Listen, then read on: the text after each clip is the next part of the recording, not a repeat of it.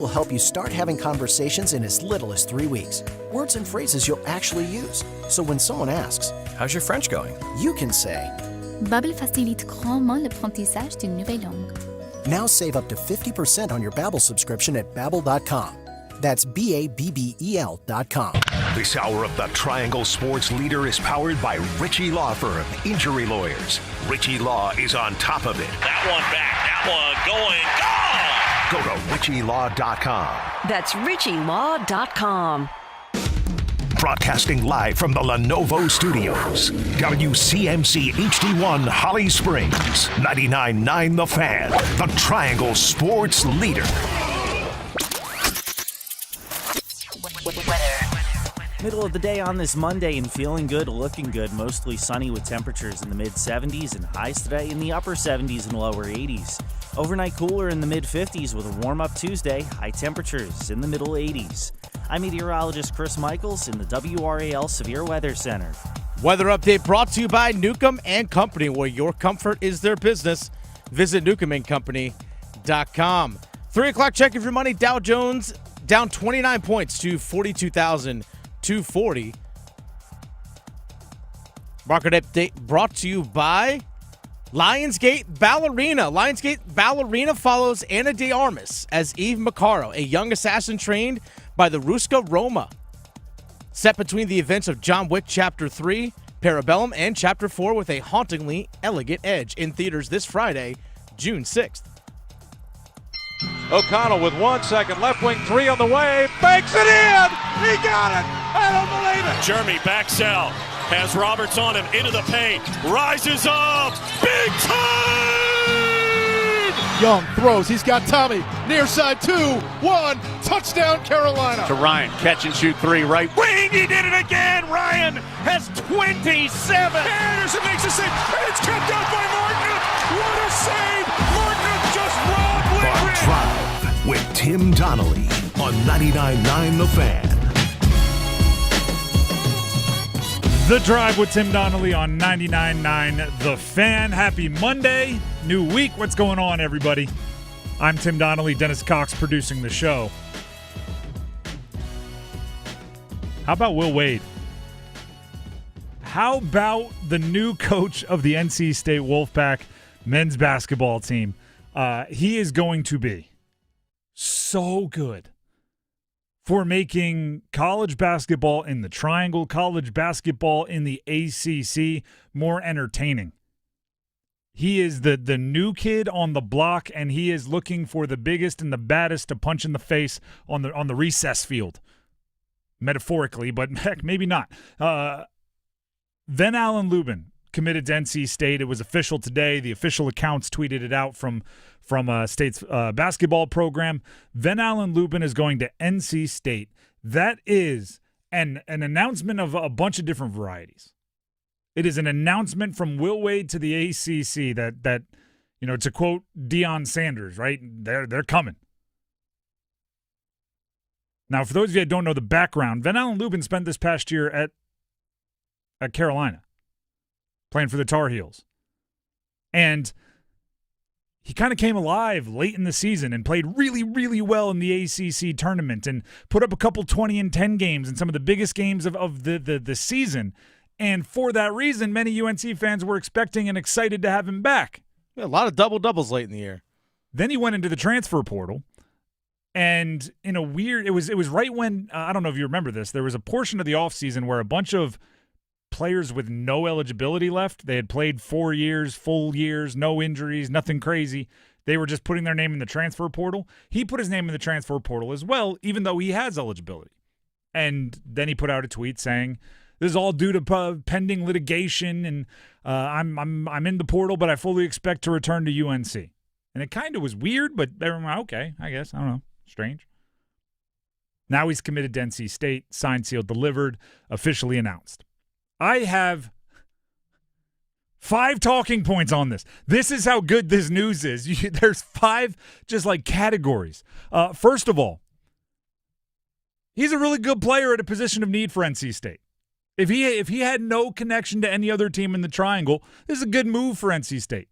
The Wolfpack need big guys. I wouldn't say he's a rim protector, right? He's I think listed at 6'8", maybe plays in some ways bigger than that, in some ways smaller than that, meaning he rebounds well, he can score around the bucket well, but he's not really protecting the bucket. But still, for a program that needs guys that can give you minutes at the 4 and the 5, because it seems like they have a billion wings, a couple good point guards, they need minutes at the 4 and the 5, it's a good pickup.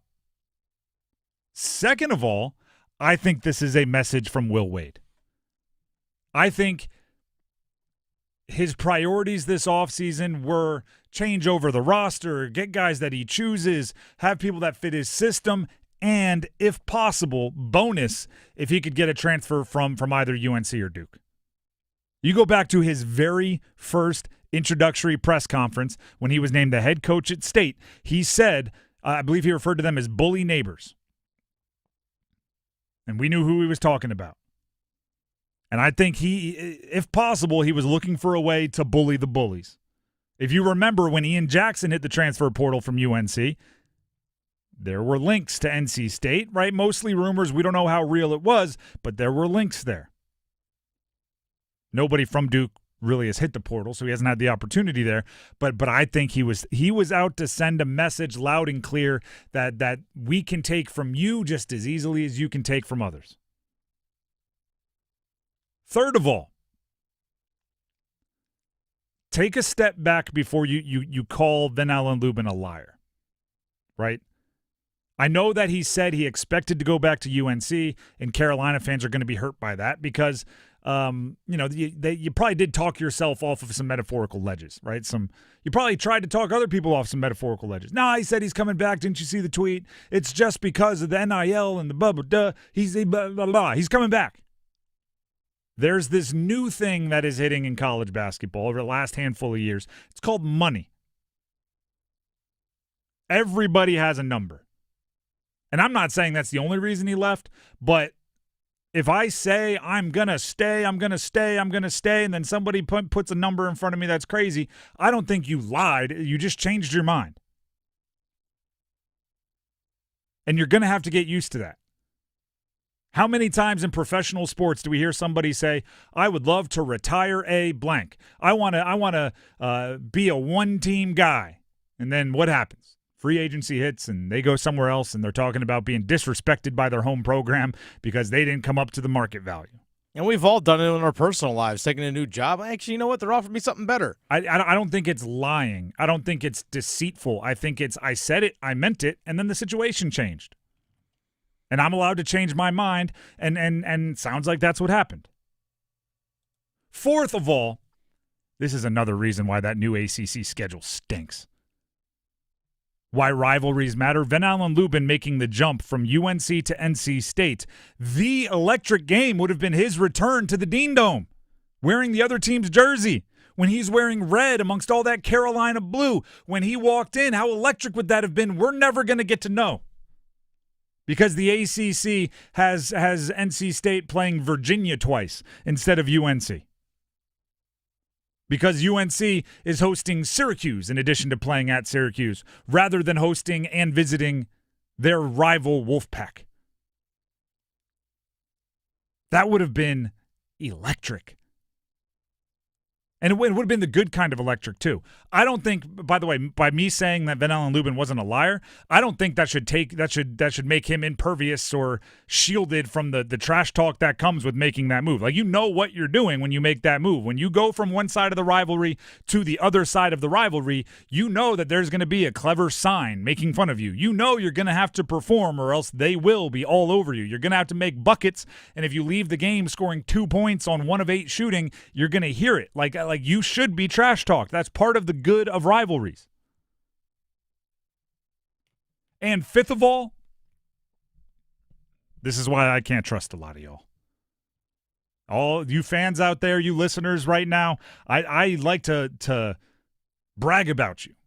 Right? When I talk to media people in other markets, I say we have a super educated, super smart fan base, meaning sports group, sports culture here in the Triangle.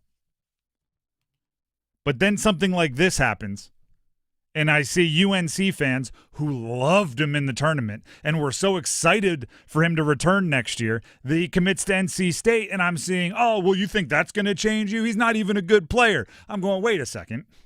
And same vice versa, right? State fans were arguing about how, oh, you think 6'8" is a good enough big man? Ha, ha, ha. UNC, he's no good. And then turn around, he commits to State. And it's like, he actually plays way bigger than his listed height.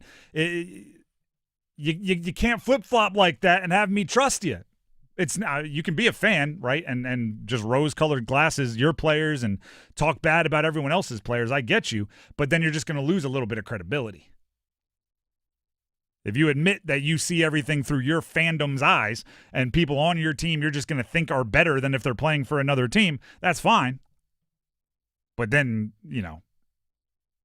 your opinions on players on other teams are going to be not taken as seriously because you've admitted that you look at them and just say they're bad because they're wearing another uniform. That's 5 different ways to look at. I mean, what is he? During the season, I think he was like 8 points, 5 rebounds guy. He wasn't playing huge minutes the entire season. Did finish strong, but the moment you get rivalries involved, it becomes something else. Right? It all comes back to what I've been saying since the moment I took over this show. The secret sauce of college sports are rivalries. That's the ingredient. That's the one that's not on the recipe. Like you said, finished the year strong. Last 10 games, averaged 13.6 points and 7.7 rebounds a game. And had some of his biggest games in the tournament. Yeah. We were right there. There were games where it felt like he, A, didn't take a single shot outside of like arm's distance to the rim. Yeah. And B, didn't miss more than like 20% of his shots. It was when he got the ball down low, it was some of the best offense North Carolina had. And that's a need for State. They have all of these wings. They have all of these shooters, right? They have all of these new guys that play a certain role. He's going to have to be, at times, the post presence, the roller, the screen setter that they're looking for all those ball handlers. And yes, he deserves to be. Gosh, he should have to go to he should have to go to Carolina. He should. He should have to wear that one for a day, but the ACC bailed him out. Instead, he'll go an extra time to Virginia, where I'm sure Charlottesville will really give him the gusto. No, they won't. Yeah, that was I hope my sarcasm came across there. They'll probably try to slow it down and limit his possessions. Yeah, I'm sure. Although Ryan Odom doesn't. I mean, different coach. I was going to say it's going to be weird if they start getting up and down. The Drive with Tim Donnelly, 99.9 The Fan. I almost called it the Ven-Allen Lubin. The Fan. Maybe it is. Well, if he's good enough, well, maybe for a day. Rod Brind'Amour was just on our network earlier with Adam Gold. Some of the things he said brings us right to one of my favorite offseason conversations. We'll have that in a minute, but first, Dennis Cox has something he'd like to tell you. Hey, folks, Dennis Cox here for my friends over at Law Tigers. It's that time of year. It's riding season. You've enjoyed this weather recently? I know I have. I enjoy getting out on the motorcycle and getting out there on the road, just enjoying it, just having fun. It's one of the things that actually gets my mind off a lot of the daily stresses. But one thing I got to make sure when I'm out there on the road is always being cognizant of who's around me, always being safe. And the biggest thing they teach you when you learn how to ride a motorcycle, always have an escape. What's your out? If you don't have one, make sure you have another one. If you can have a second out, even better. But always make sure you have an out. But if you are injured in a motorcycle accident, it's wonderful that you can actually rely on people in that motorcycle riding community. That's where Law Tigers comes in. Give them a call at 1-800-LAW-TIGERS if you're injured in a motorcycle accident. The Law Tigers team, they are riders too. They know what your bike is worth. They know what your gear is worth. They know what you're going through after an accident. That's why your case evaluation with them is always free, and they don't get a dime until your case settles. So call 1-800-LAW-TIGERS, North Carolina's motorcycle injury lawyers. Law Tigers is a network of independent law firms who are members of the American Association of Motorcycle Injury Lawyers. Law Tigers is not a law firm. The Drive with Tim Donnelly, 99.9 The Fan, has some audio and some conversation about the head coach of the Canes, Rod Brind'Amour, as we start the Canes offseason, coming up next. Move your sports day forward. It's been a while, but the Carolina Hurricanes won't have to figure out in free agency how to spend the money, but what to spend the money for. Unlike us common folk who probably have to use coupons, General Manager Eric Tulsky will have a different challenge. He's probably going to have to pay over sticker price to build a Stanley Cup winner. Get set up. Join Next Up with Paul Ihander. Mornings at 9 on 99.9 The Fan, the Triangle Sports Leader. Westwood One Sports presents this special tennis update sponsored by Prevagen. Prevagen, made for your brain. Coco Gauff reached the French Open quarterfinals for the 5th year in a row. She'll now face fellow American Madison Keys, who won the Australian Open 5 months ago. Gauff's yet to lose a set. Keys only won. But there was a huge upset. Jessica Pegula, ranked 3rd, lost to Lois Brosson, ranked 361st. She never played in a Grand Slam until getting a wild card since she's from France. Pegula was asked what went wrong. She honestly played how I thought she would play. Look for forehands, hit super high, super heavy, at times. And I had like a million chances, and it just didn't go my way in those kind of big moments. Also an upset on the men's side. 5th-seeded Jack Draper lost to Alexander Bublik. Top seed Yannick Sinner right now off and running. The guy who's won the last 2 Grand Slams leads Andre Rublev in the first set, 5-1. John Stanshauer, Westwood One Sports.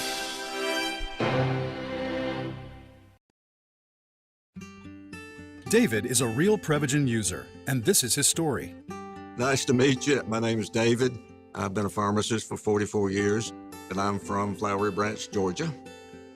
When I first started taking Prevagen, I noticed stuff just seemed to come together and fit like a jigsaw puzzle. When I have customers come in, I recommend Prevagen.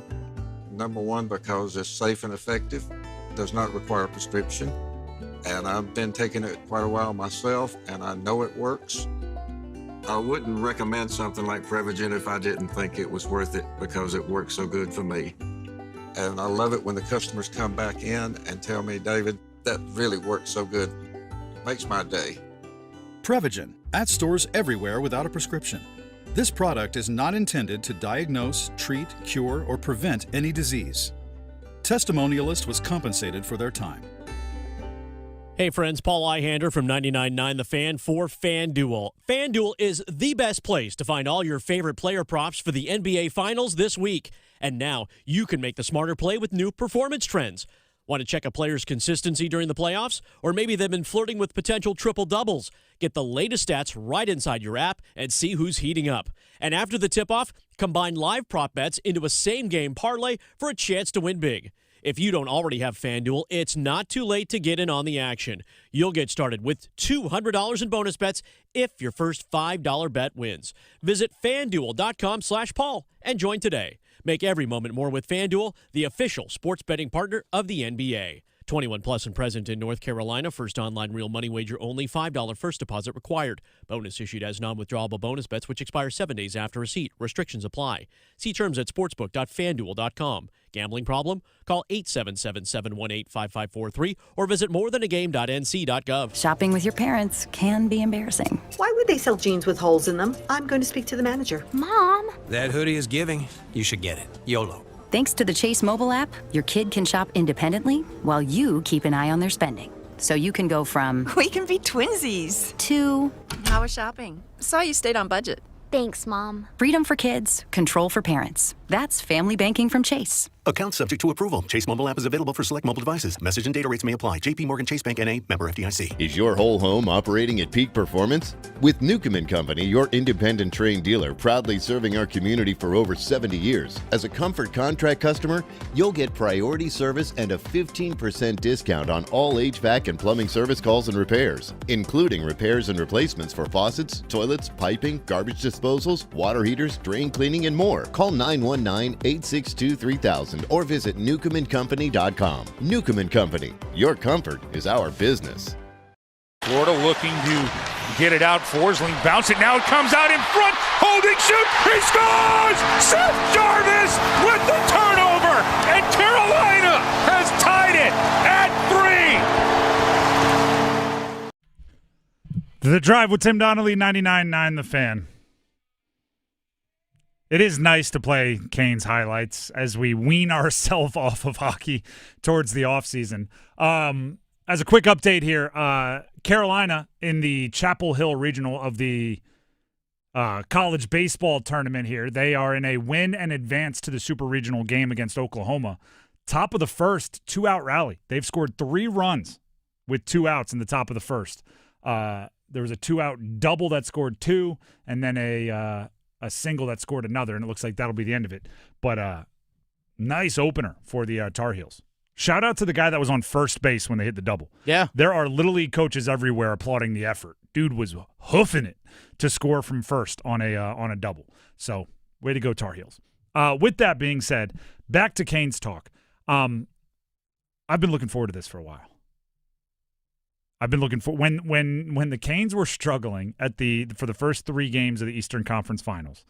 There was this strange loud contingent of Canes fans that on every tweet, every piece of content that I put out wanted to talk about how they had to move on from Rod. And they've reached their ceiling with Rod. And they'd cite the Eastern Conference Finals losing streak, and they'd very surface level defend their point. And I didn't have time then. Right, because there was always another Eastern Conference Finals game coming on. There was always an injury that we were working on how they would overcome it, right? Or there was always a line shift or something. So many of you, I just said, remind me in a couple weeks or remind me when we have time. I want to have this conversation with you, but I don't have time right now. So I thought we'd start it now. You're foolish if you want to move on from Rod Brind'Amour. That's where it starts. And if you were just lashing out because you were mad because they got beat 5-0 in game 2 or something like that, and you've come to your senses, I'll give you that out, right? If you just want to go, I was seeing red, that's fine. But if you seriously think there's a chance, you're missing the forest for the trees. Now, first, Rod Brind'Amour was on with Adam Gold just like an hour ago here on 99.9 The Fan, and he talked about taking some time to step back and reflect on the playoffs, which is, I think, something we all should do. As time has gone by here, I realized I thought the group just did everything they could. And that's at the end of the day, that's what you want out of your team. Obviously, we talked about it. We want to be better. We want to beat Florida, but with what went on in that series, with what kind of the injuries we had, what we were putting out there, on the back end, especially, I thought those guys hung in there. And I think it gives us a good feel for what we have and then where we need to get better. There is a phenomena in sports that not many people are subject to. And it's a very specific group. But you have to be aware of it when it happens. And the rule should be this: don't punish them for overachieving.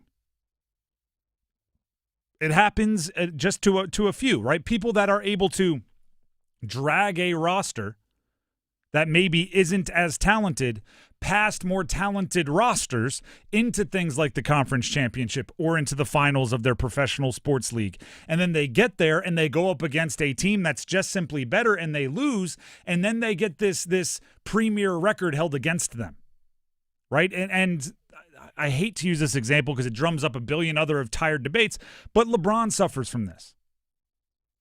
LeBron takes rosters that have no business in the finals, winning the East, takes them to the finals, loses to an all-time great team. Now people are yelling about his record in the finals isn't as good as other greats, and I'm going don't punish him for overachieving. Right? If he would have lost in the second round of the postseason with that roster, nobody would hold it against him, but because he made it to the finals, now his finals record is bad. And a bit of that is happening with Brind'Amour. He's made the Eastern Conference Finals a good amount of times. I don't think there are a lot of other coaches that make it a good amount of times to the Eastern Conference Finals with those particular rosters. Do not punish him for overachieving. Go back to, when was it, the 2019, right when he first takes over. He made it to the conference finals. That regular season, they were the 4th best team in the Metro. Yeah, they barely made it into the playoffs. They had stunk the previous 9 years. 2 of their 3 leading point scorers in that game, or in that season, one was a 21-year-old, one was a 37-year-old.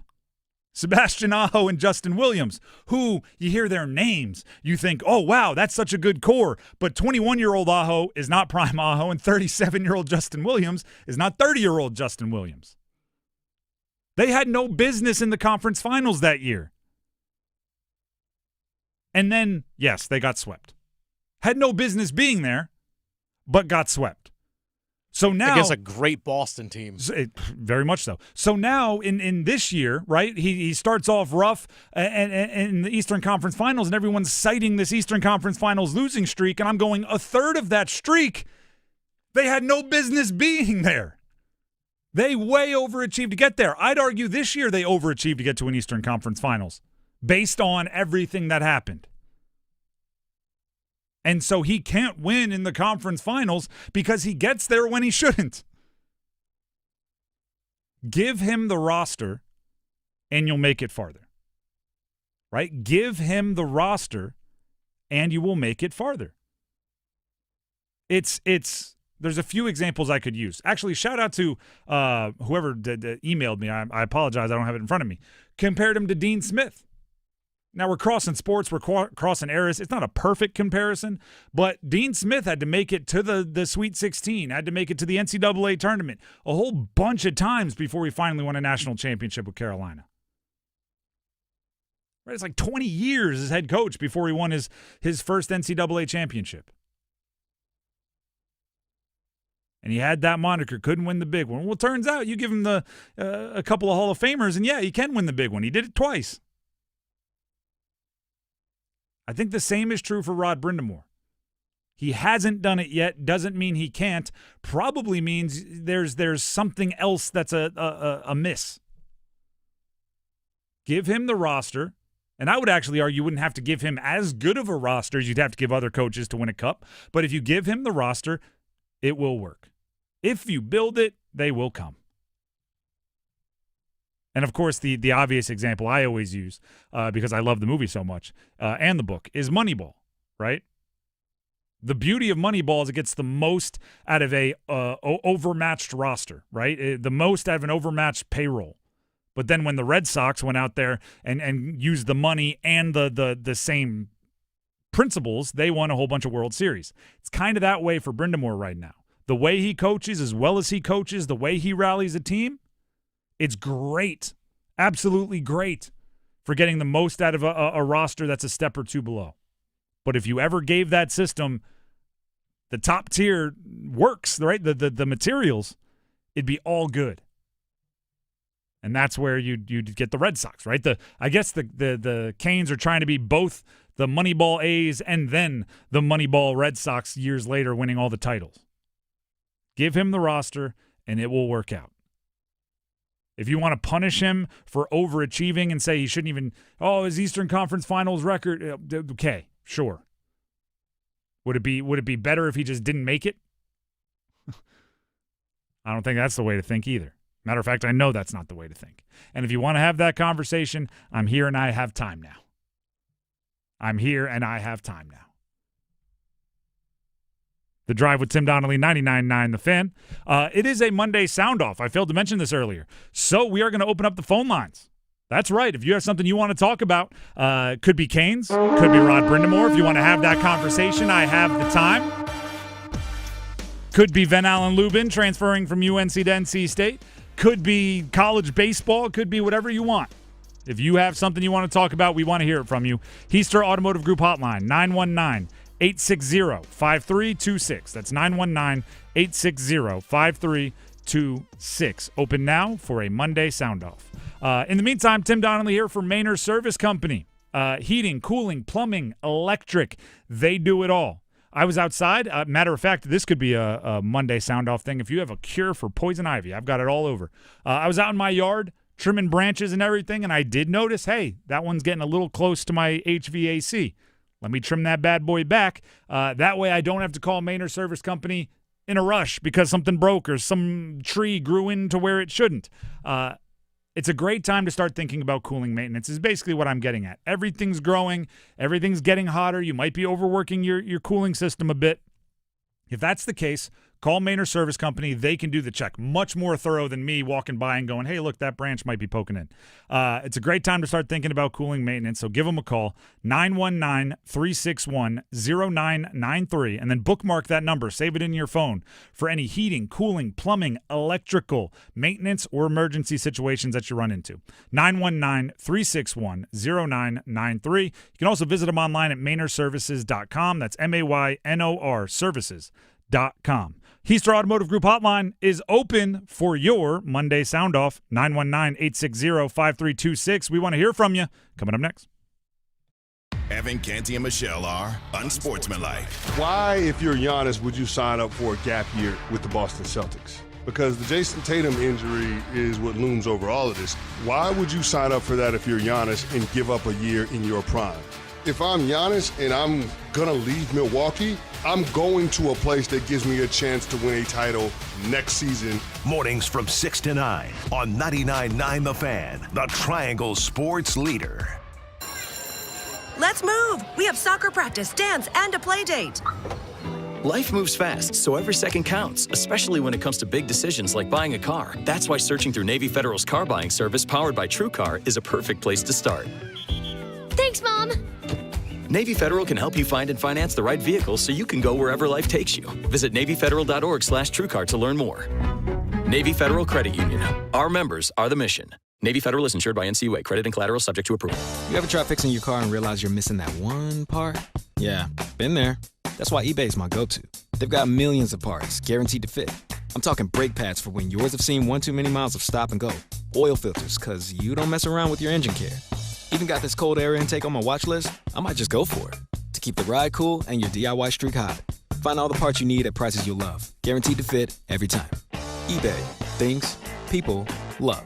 Eligible items only. Exclusions apply. Cashback is not available on gas in New Jersey and Wisconsin. Billy, your gas light's on. We need to stop and fill up. No way, Jen. Gas around here is too expensive. We can make it a little further. Billy, listen to your big sister. You don't need to drive all over searching for the lowest gas prices. Do what I do and use Upside. Upside? Do you live under a rock, Billy? Upside is the hottest cashback app out there. It's free to download, and you get real cash back for every gallon of gas you buy. I use it all the time, and I've already made around $200. You can make that kind of cash back just for buying the gas you have to buy anyway? Yes, I'm looking at the Upside app now, and there's a gas station at the next exit offering 25 cents per gallon cash back. Okay, I'm stopping to download Upside and fill up my tank. Download the free Upside app now to earn cash back every time you buy gas. Use promo code KIND to get an extra 25 cents per gallon on your first tank. You can cash out anytime right to your bank, to PayPal, or a gift card for Amazon and other brands. Just download the free Upside app and use promo code KIND for a 25 cents per gallon bonus on your first tank. That's code KIND for a 25 cents per gallon bonus.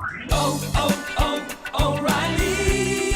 Check engine, ABS, or maintenance light on? Take the guesswork out of your warning lights with O'Reilly Veriscan. The service is free and provides a report with solutions verified by ASE certified master technicians. And if you need help, we could recommend a shop for you. Ask for O'Reilly Veriscan today.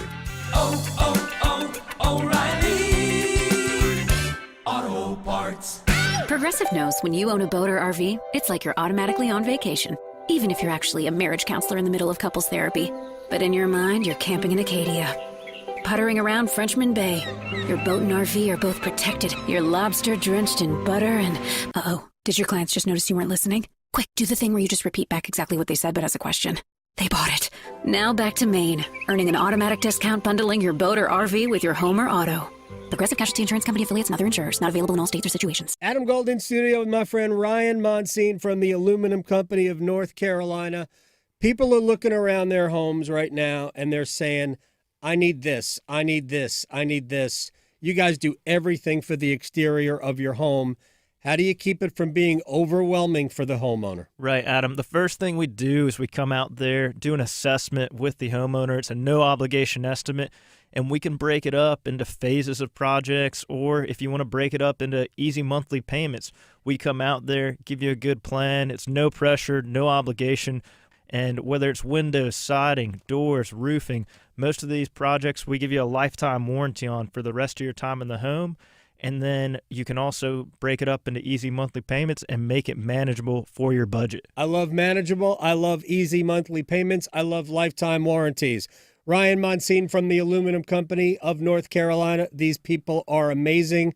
You should check them out online, aluminumcompany.com. This is Joe Cordell of Cordell & Cordell. Cordell & Cordell is the largest family law firm in the country with over 35 years of helping clients navigate divorce. That does give us certain advantages, for example, in experience and resources. But being big doesn't mean less personal or less local. Our attorneys live and work in your community, and as neighbors, they understand the challenges your families face. If you're a guy facing divorce, remember, Cordell & Cordell, a partner you can count on. Joseph Cordell, licensed in Missouri and Illinois. CordellCordell.com. Lion Gate's Ballerina follows Ana de Armas as Eve Maccaro, a young assassin trained by the Ruska Roma, set between the events of John Wick Chapter 3, Parabellum, and Chapter 4 with a hauntingly elegant edge. In theaters on Friday, June 6th. Kiddo kicks into the corner. Withers, a three on the way. No good. Lubin gets the rebound and hammers it home.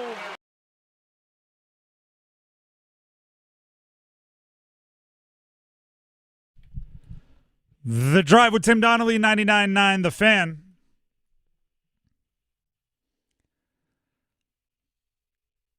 It is time for a little Monday sound off. There it is. The way this works is simple. You call in and you decide what we talk about. 919-860-5326. It's the Heister Automotive Group hotline. Obviously, we can head into some Canes offseason talk. There's some college basketball portal action, recruiting action that's going on. There's college baseball going on. There's the NBA Finals going on. There's the Stanley Cup Finals going on shortly. There's a lot of sports happening here at the beginning of June. Also, Bill Belichick's buyout just dropped from $10 million to $1 million. If he wants to leave, it's now 10% as expensive for him as it was 3 days ago. Heister Automotive Group hotline is open. As I said, the number to call is 919-860-5326. That's 919-860-5326. We'd love to hear from you. We're going to start with Edward in Wendell. He wants to sound off on some golf, one of the few things I didn't mention. Edward, thank you very much for calling in. The floor is yours. Scotty Scheffler has been doing good. 3 for 4 in his last starts is pretty good. He had an okay time at Augusta. I know at Oakmont he could do pretty good.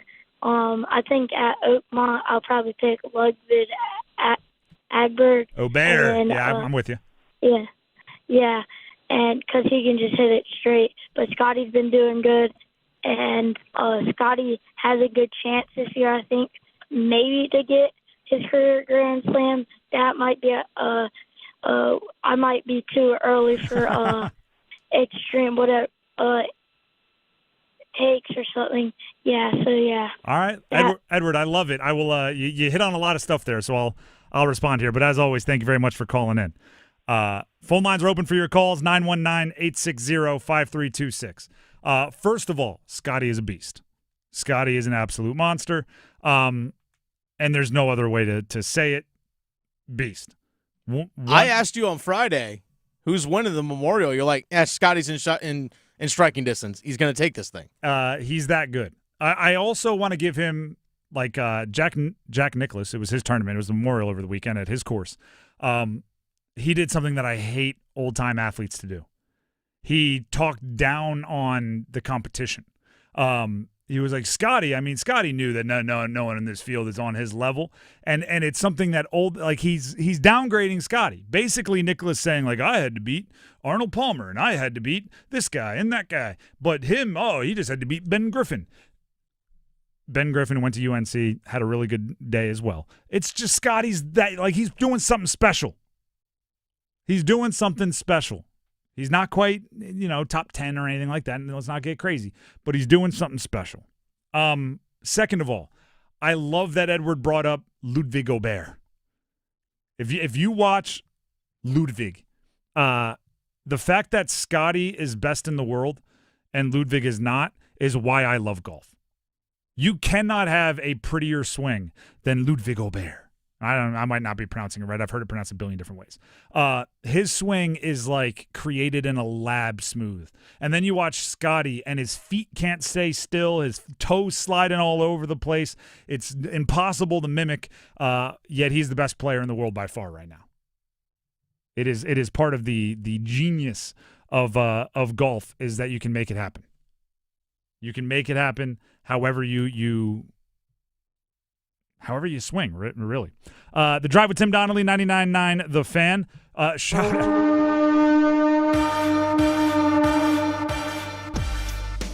See, all right. The Heister Automotive Group hotline is open for your calls. Monday Soundoff, 919-860-5326. David heard me say that for if you wanted to call in on a little Monday Soundoff and let me know poison ivy treatments because I have it all over my arms and legs. Okay. I was foolish. Basically said call your doctor and he'll prescribe the stuff you need. There you go. You want the powerful stuff. Get that steroid, whatever it is. Do you know what's crazy about it? Growing up, I was the kid that poison ivy didn't affect. Oh, I was the opposite. I was the kid when you're like running through the woods and playing tag, don't go on that path. There's poison ivy. I was a kid. If someone was like hot on my tail in tag, I'm going down that path because I knew I could run into it and it wouldn't affect me. So I was probably a little overconfident, if you will. Although I do wear long sleeves and stuff when I do yard work. But goodness gracious, if you were dealing with this your entire childhood, Dennis, I feel bad for you. Oh, it is miserable. I used to get it bad.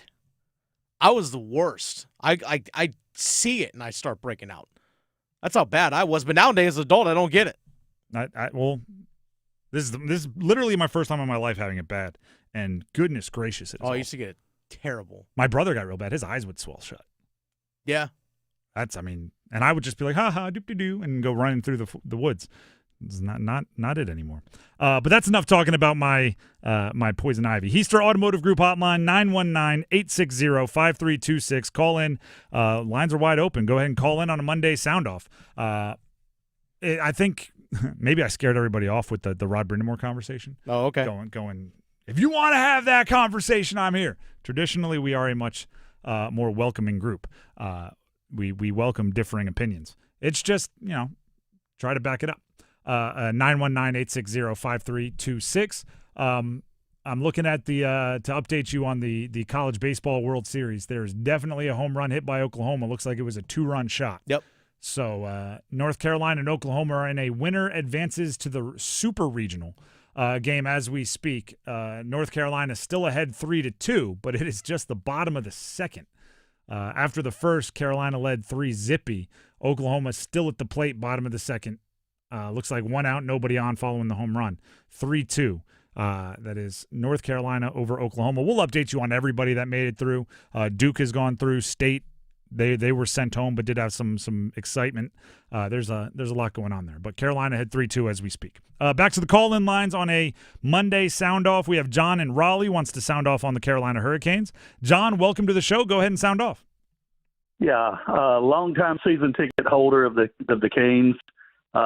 We definitely overachieved this year. I remember when the year started and we were losing our second line of defensemen with Pesci and Shea, and also a good gritty player around the net like Nason. Mm-hmm. We missed him in the playoffs. Who would have thought we would have made it all the way to the Eastern Conference Final? So kudos to those guys and our coaches and our GM, who's a nice guy. I met him a couple of times walking around in the arena during the games this season. Very personable and very available for the fans. So that's awesome in itself. Looking at our team next year, I think we need to pick up a couple of players in trades. We need to get rid of a few guys to make room for a few guys, sort of like Adam Gold was saying earlier. But I think we ought to just save some cap money to the end and do the rent a player too, and get a couple of good forwards and a little more strength. I'd love to see us get Bennett, but I don't know how that would work. Bennett playing for Carolina. All right. John, appreciate the call. I agree with a lot of what you said. Eric Tulsky, for those of you that don't know, the GM of the Canes, he does kind of walk around outside. You can catch him in the concourse sometimes, and if you say hi, like he'll chat, which is, I think, really cool. But also, I'll tell you this: he's tough to predict, right? Like part of me, some of the trades that get sent my way where you're trading Svech and Morrow and Nadeau and 2 firsts and Pyotr Kochetkov, and you're bringing back 2 superstars, and there's a third team to take on some of the salary and right? It's all in those trade calculators online. Half the time I want to write back and go, there's no way. Like, you're in la-la land. But then I think, I would have said that if you would have said they were going to trade for Mikko a day before they traded for Mikko. So maybe it's not as crazy as you think. Maybe he does have some crazy stuff in the works. I do know at least he's going to turn over every stone. There's enough time in the day for him to run through a bunch of scenarios, and they have a lot of moving pieces right now. They could do something absolutely wild and crazy.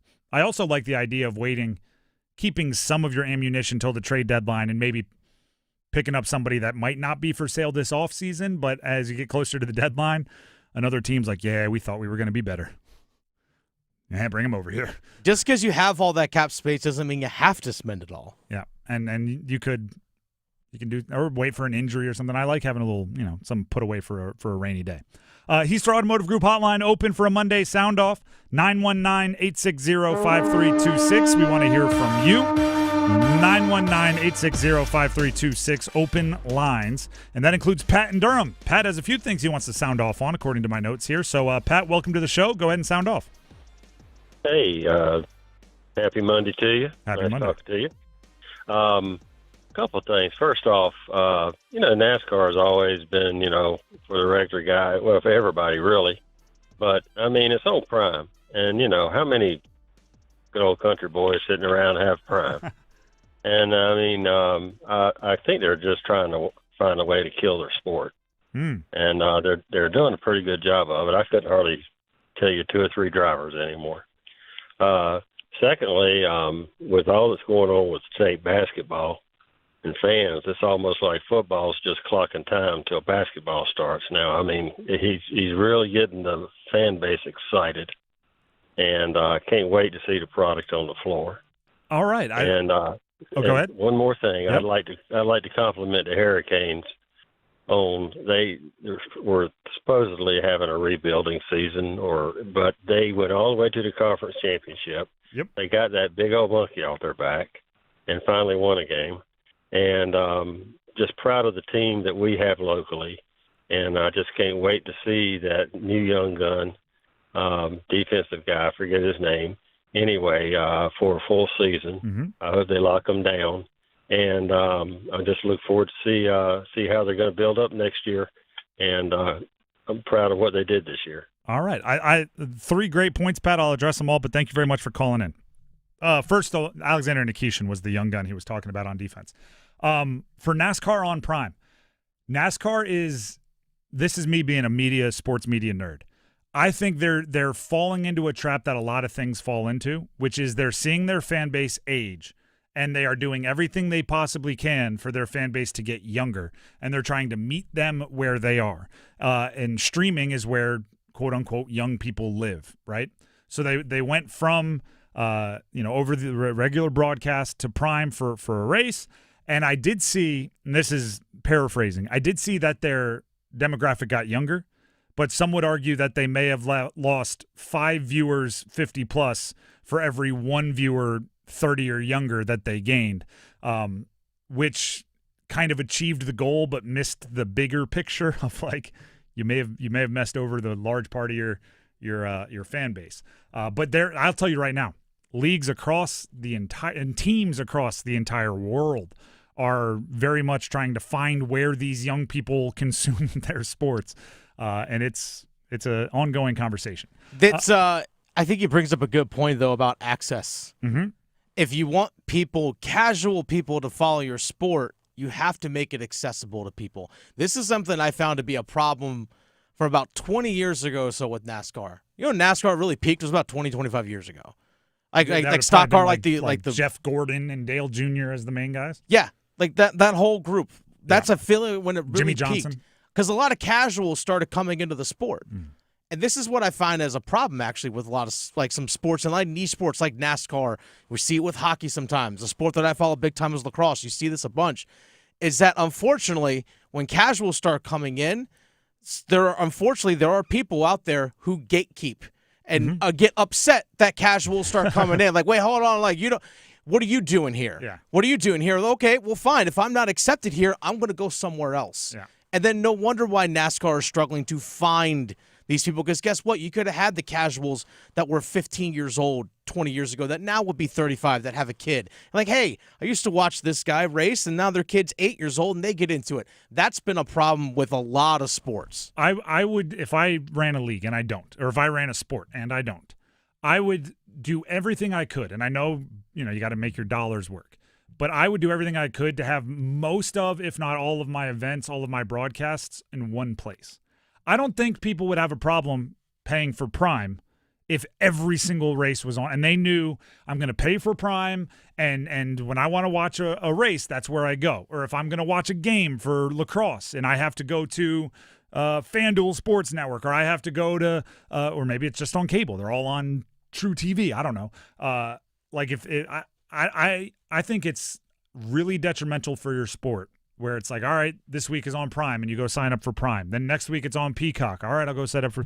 Then next week it's on Netflix, and the next week it's blacked out in your area, and then the next it's like, all right, I'm a fan, but I'm not, just on a wild goose chase. This is a problem you see with Carolina Hurricanes and like in hockey with following sports. Like, wait, I can only access these games because FanDuel Sports Network is only on Spectrum. Like, now I got to pay extra for an app. I don't want to pay all that extra money. But you can always hear it right here on 99.9 And The we're Fan. free. You're darn right, everybody. Let's go back to the call-in line here on 99.9 The Fan for a little Monday sound-off. We have Steve in Apex. He is sick and tired of something. Steve, go ahead and sound off. Tim, you're exactly right. I'm sick of the SEC in general. Bought up the entire country. The Big 12 bought the best teams in the world, in the country. You're still whining because you didn't get to the championship game. Oh, you do win a lot of good. You're the best conference. I give you that. But stop whining. You can't just buy championships in every sport. Jesus, they keep talking about, now we want to change the football thing. We want to change it because, guess what? Guess who the thorn in your side going to always be? The ACC. So just get over it. I love it. Thank you very much for the call. There is such a weird fine line in like being a commissioner of a league, in saying we're the best, so we're just going to prove it on the field, and saying we're the best, so we want to make sure we get our due in like format and legislation. And I can only imagine how many times it's said behind closed doors, where the SEC is saying, we're the best conference, so we need to have X amount of auto bids. And then someone else says, if you're the best conference, you shouldn't need any auto bids, right? You should just be the best teams that get the at-large bids. I think there's a fine line in there somewhere. I do know, and I don't know how much it's built up over the last day or two, but I do know that the ACC was spanking the SEC in the College Baseball World Series as of a couple days ago. Yeah, because the SEC had the top 4 seeds. I should take that back. And 2 of them are gone, and number 7 seed Georgia, thanks to Duke. If I'm not mistaken, the ACC started 5-0 against the SEC. Yeah. I'm sure that it hasn't lasted, but that's a good start. Take that, Southeastern Conference. Yeah, and then Carolina beats Oklahoma today. Guess what? Another SEC team gone. It'd be nice, but that one's top 3. Carolina leads 3-2, so still a lot of baseball to be played. Let's get to one more here on the Monday sound off on the Heister Automotive Group hotline. We have Noah in Fuquay Varina. A few things he wants to sound off on. Noah, welcome to the show. Happy to have you. Go ahead and sound off. Hey, thanks, guys. First of all, about the NASCAR thing, I totally agree with you. I think having it only on one network would just boost the sport in many ways. The prime coverage has been what the sport is needing with pre-race and post-race shows. It's not what Fox had beforehand or NBC had. The fans want engagement. I mean, they used to have a NASCAR race day like College Game Day, for crying out loud. When you get these fans involved with the crowd and you get the driver, you need to see the personalities, and that's what really the NBA, the NHL, and the NFL does really good. Second thing, with NC State football, I've been a long-time NC State football fan. I've had my heart broken too many times to count. The ECU game was one of them. At what point does NC State look at Dave Doran's record? If he goes 6-6 again this year, could this be the end of the Dave Doran era? And if so, where would NC State football go from there, recruitment-wise, coach-wise, to combat, the growth that UNC and ECU are both seeing? It's going to be a long road for NC State football if they go 6-6 again. next year, losing or missing a bowl game. Love the show, guys. Have a great Monday. Thank you very much, Noah. Interesting question. I appreciate the call. First of all, the NASCAR stuff, I don't want to speak out of turn. I admittedly am not the biggest NASCAR fan in the world. I consume a lot of sports. If I added another one to my schedule, I'm not sure how that would go over with the family at home. But I mean, I can speak media, and I agree that making your events feel more like big events is good for building fan base, and maybe that would get me involved. Who knows? As far as the Doran question, I think a lot of it has to do with the eye test. I think, like, if you go 6-6 again, you're going to be in a bowl game. I think a lot of it has to do with the eye test, and a lot of it has to do with how does your quarterback look, and how does how is your money being spent. And then the other thing that's really interesting about NC State is I think how Will Wade does on the basketball side of things impacts how Dave Doran will be treated on the football side of things.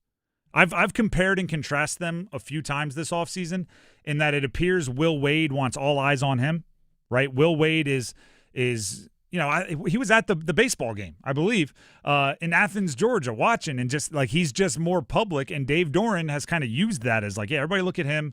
Our football program's going to go down into a bunker, and we're going to get ready, right? And nobody watched their spring game, and nobody was no media or public allowed at practice during spring ball, and all these other things. I think there's Will Wade is very much trying to shake things up. And I think it's nice for State as a program to know if we have this one maverick on this side, we have exactly what we know is going to happen on this other side, right? We know what Dave Doran is. We know how he runs a program. We know what values he has and everything else. And then Will Wade's over there like, what are the rules? How can we push them? Let's go. Who's got money? Let's raise it. Let's pay it. Yeah, boom, boom, bam.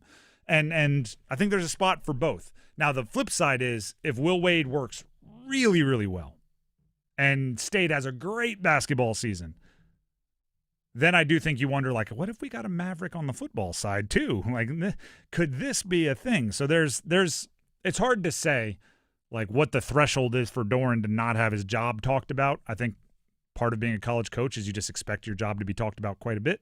But I do think a lot of it is the eye test, and some of it I think is completely out of his control, which is maybe not the most fair thing in the world. But again, you know the deal when you take a job as a college football coach. The Drive with Tim Donnelly, 99.9 The Fan. Thank you to everybody for calling in on a Monday. Soundoff. We'll do it again next week. When we come back, we have football at 4. Superlatives from the high school yearbook. ESPN gave the Panthers, Carolina Panthers, an offseason superlative. Did they get it right? Stick around to find out. Champions are crowned in June. The NBA Finals. The Oklahoma City Thunder going to the finals for the first time in 13 years. The Stanley Cup Finals. The Florida Panthers are on their way back to the Stanley Cup Final. The U.S. Open. And strokes the putt up the hill into the middle. 2 times a U.S. Open champion, Bryce DeChambeau. And the College World Series. Your home for championship action all month long. 99.9 The Fan, the Triangle Sports Leader. Dear McDonald's, your breakfast menu? Fire. 10s across the board. I could be happy with anything, even though I order the same thing every time. Thanks for not judging me. I'll try something new next time. Maybe. Get your faves for less. Buy a sausage McMuffin with egg for $2.50 at any size Sprite for $1.49. Price and participation may vary. Cannot be combined with any other offer or combo meal. Ba-da-ba-ba-ba. Do you have a wedding anniversary coming up? Don't just mark the day. Make it unforgettable with Bailey's Fine Jewelry. Shop their exquisite selection of designer jewelry or consider upgrading your original engagement ring with the diamond she really deserves. Whether this is the 1st or 31st anniversary, celebrate your love with something special, wrapped in a black and white striped box from Bailey's. Voted best jeweler from the Triangle to the Coast. Every woman wants a Bailey box. Visit us today in store or at baileybox.com. loanpronto.com. Maxed out on credit cards, struggling with high interest debt? You can pay it all off in days with Loan Pronto's Rapid Equity Loan. Hey, it's Dennis Cox. Get cash out now without touching your low-rate first mortgage. No appraisals, no waiting, no BS. The Rapid Equity Loan program at Loan Pronto is amazing. One Loan Pronto client just got $300,000 approved in under 24 hours. They paid off debt, renovated the kitchen, and cut their monthly expenses by $1,800. That's a huge turnaround. Loan Pronto, instant approvals, low rates, no hard credit pull up front. Listen, your home equity is yours. Use it. Get cash to consolidate your debt down to one easy low monthly payment. Call Loan Pronto now for a free instant appraisal for your home and see how much cash you can get today. Loan Pronto is A+ rated by the BBB and have nearly 2,500 5-star Google reviews. Their service is off the charts. Call now to start the conversation. 919-381-1760, loanpronto.com. 919-381-1760. Get debt relief now. Loanpronto.com. Equal housing lender. NMLS 1661781 on approved credit. NMLSconsumeraccess.org. I want to learn how to cook, but I keep ordering takeout. Accomplishing goals is hard, but when your goal is to learn a new language, Babbel makes it easy. In just 15 minutes a day, Babbel will help you start having conversations in as little as 3 weeks. Words and phrases you'll actually use. So when someone asks, "How's your French going?" you can say, Babbel facilite grandement l'apprentissage d'une nouvelle langue. Now save up to 50% on your Babbel subscription at Babbel.com. That's Babbel.com. This is the story of the one. As a safety manager at a manufacturing plant, he does everything he can to keep his coworkers safe. From finding ways to reduce risks to keeping safety supplies in stock. And for that, he relies on Grainger. Grainger offers a broad range of quality products and next-day delivery, so he can always play it safe. Call 1-800-GRAINGER, click Grainger.com, or just stop by.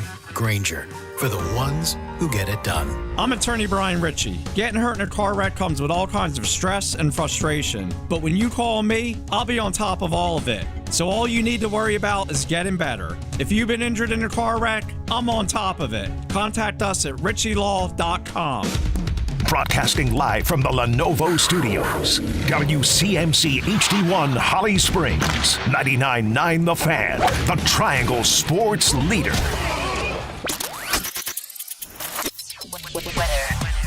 Midday Monday, feeling good out there. Temperatures mainly in the 70s under a mostly sunny sky. Highs today, upper 70s and lower 80s. Overnight cooler in the mid-50s, then warmer heading into Tuesday with highs in the middle 80s.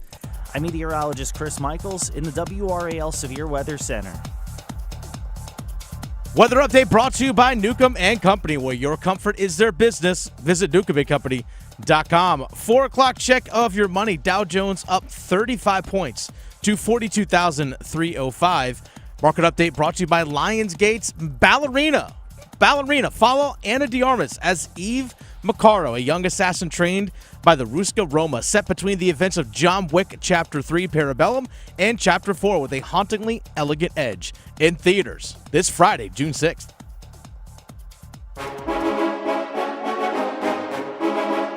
Let's move the chains.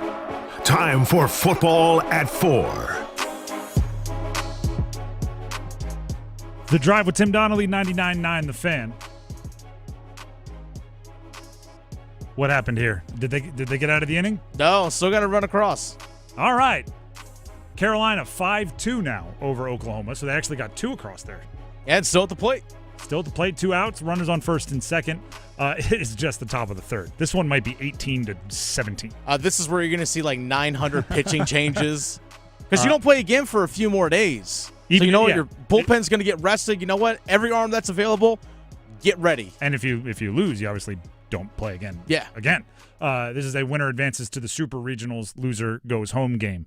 And the College Baseball World Series, Carolina with a 5-2 lead, and there might be probably not more. All right, we're not going to do play-by-play. But what we will do is get into football at 4. ESPN put out an article assigning superlatives. Right? Superlatives, like most of us know the superlatives from high school yearbook, right? Most likely to succeed, best hair, right? Whatever the superlatives were. They created some, they were quirky with some, and they named them for each team this offseason. It's what they're supposed to be, right? Yeah, they're funny. I mean, some people took it really seriously. Oh, of course. Most likely to succeed is one that like the valedictorian and salutatorian fight over. And then there's like, most likely. I don't know why I remember this. Somebody from my high school got most likely to be a WWE wrestler. Nice. Shout out to Danny. Here's the deal. The Panthers' superlative was most likely to definitely have solved their problem this time for sure. Basically saying like they're trying again, right? This is the one that fixes it.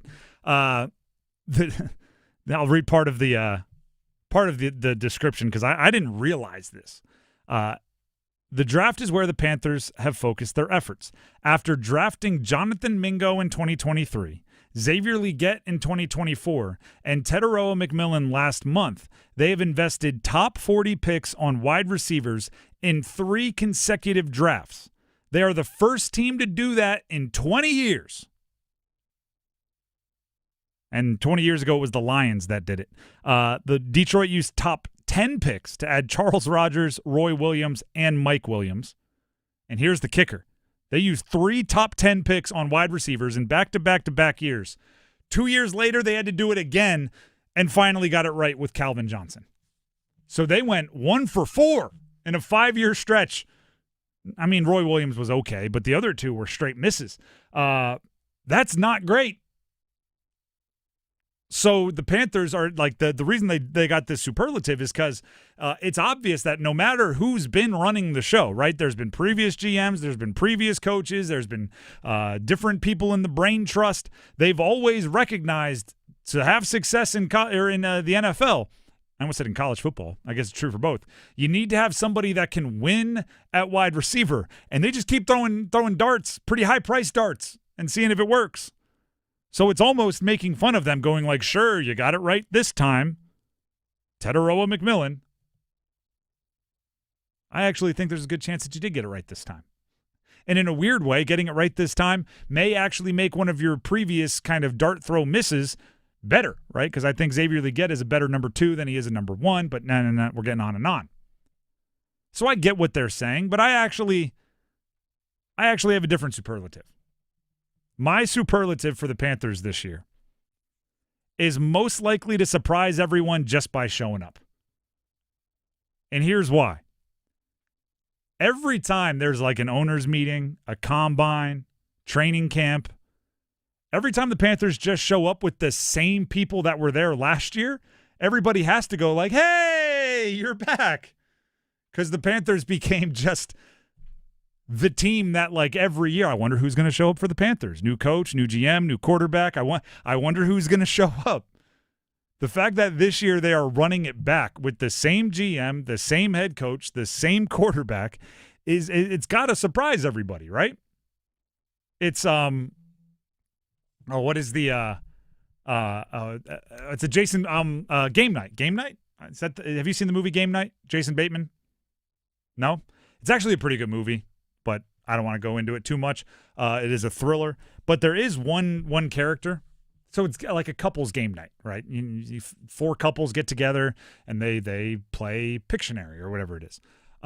There's one guy in the friend group that always brings a different lady to the couples event, right? So you have 3 couples that, everyone has an inside joke. Then there's one guy always bringing a different young thing. It's part of the movie. That's kind of the Panthers, right? And then if that guy ever brings this same date to like a month straight of game nights, it's like, ooh, something new here. Are we going to see Jane Doe ever more often? Look at you. To me, that's the Panthers, right? They're showing up with a different person to every event. Now this year, they're finally showing up with the same one as last time. Everyone's like, is this serious? Should we actually get to know this one? All right. No, what does she do for a living? Let's dive into some details here. Normally we keep it surface level with your coach and your GM because we know they're not going to be around very long. Bryce, what do you like to do? Right? That's my superlative for the Panthers. That's how they differ as much as anything from the past. Do you have a superlative, Dennis? My superlative is team to most likely frustrate their fan base.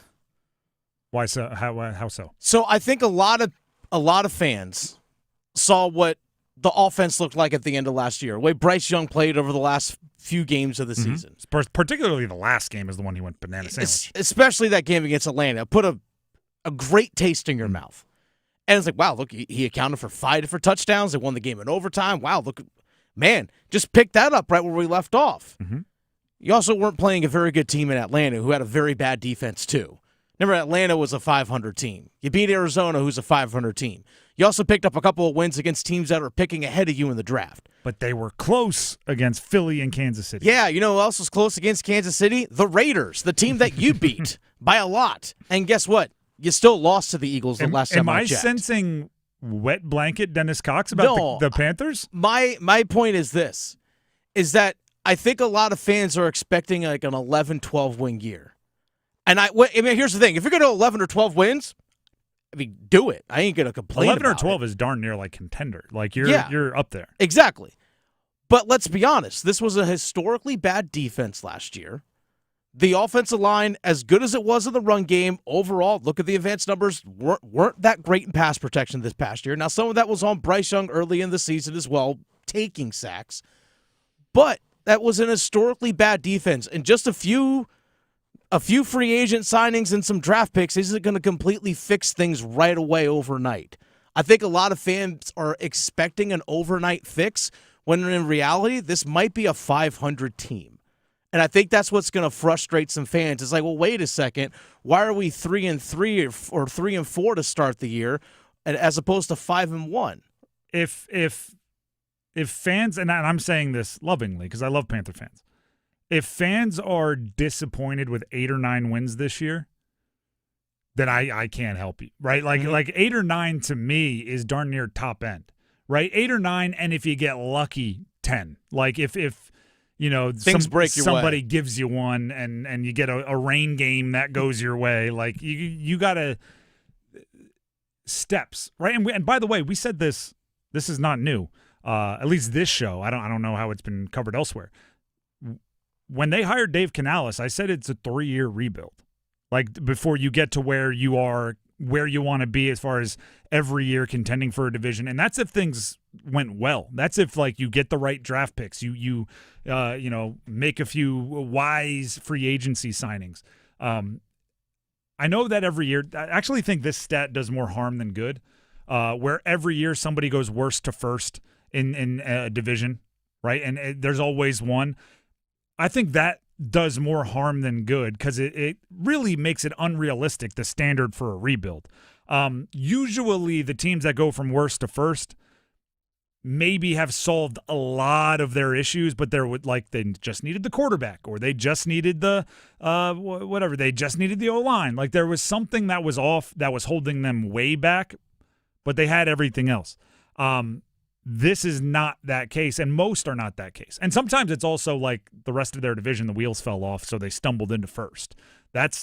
Which might be the Panthers this year, like going 8-9 or 9-8, but might be the case. Which, thank your lucky stars. If there is a 9-win Panther team, and there is a fan out there that is mad, I'm gonna have some fun. I'm going to have a good time with it. It would actually remind me a lot of like the Canes going to the Eastern Conference Finals and winning a game and people getting like upset like somehow they didn't achieve what they should this season. It's like, no, you just, as the season went along, let your imagination run wild with you.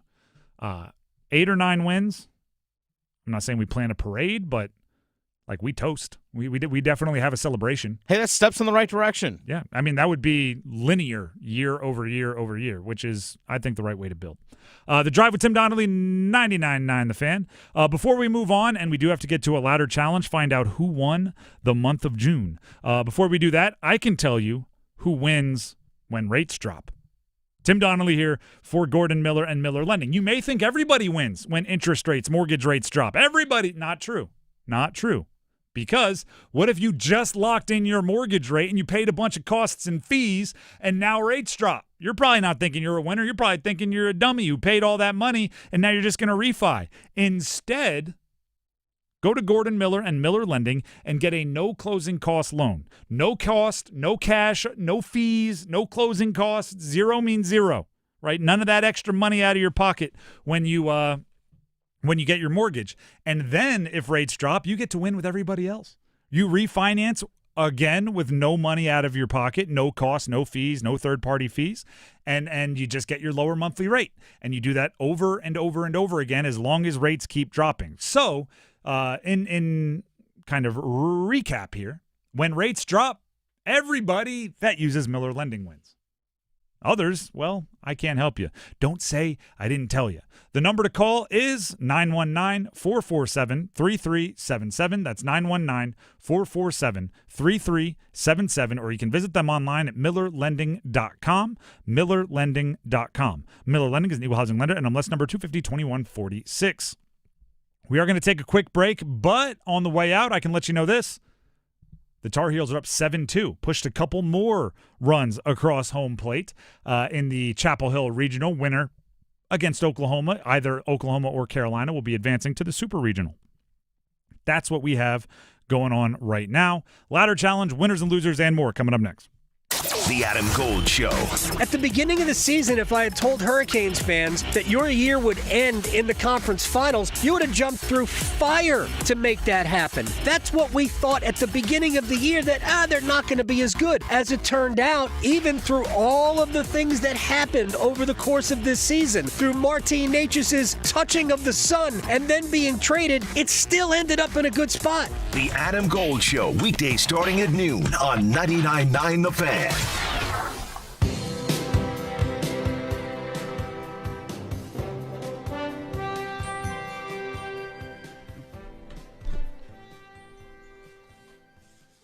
Western One Sports presents this special tennis update. French Open, Alexander Bublik's 26th Grand Slam. He's into the quarterfinals first time. Bublik had the second round upset of ninth-seeded Alex de Minaur. Today, a fourth round upset of fifth-seeded Brit Jack Draper. Another Brit, Cameron Norrie, also went down, beaten by Novak Djokovic in straight sets. Alex Zverev advanced when his opponent got hurt in the second set. Jannik Sinner playing the night match. He's up 2 sets on Andre Rublev. Big story today, the massive women's upset because Lois Boisson was a complete unknown, ranked 361st. It's her first Grand Slam, and she's now won 4 matches, 3 of them in 3 sets. She knocked off third-seeded Jessica Pegula. Straight sets for Coco Gauff, Madison Keys as well. She beat fellow American Haley Baptiste. John Stashower, Westwood One Sports.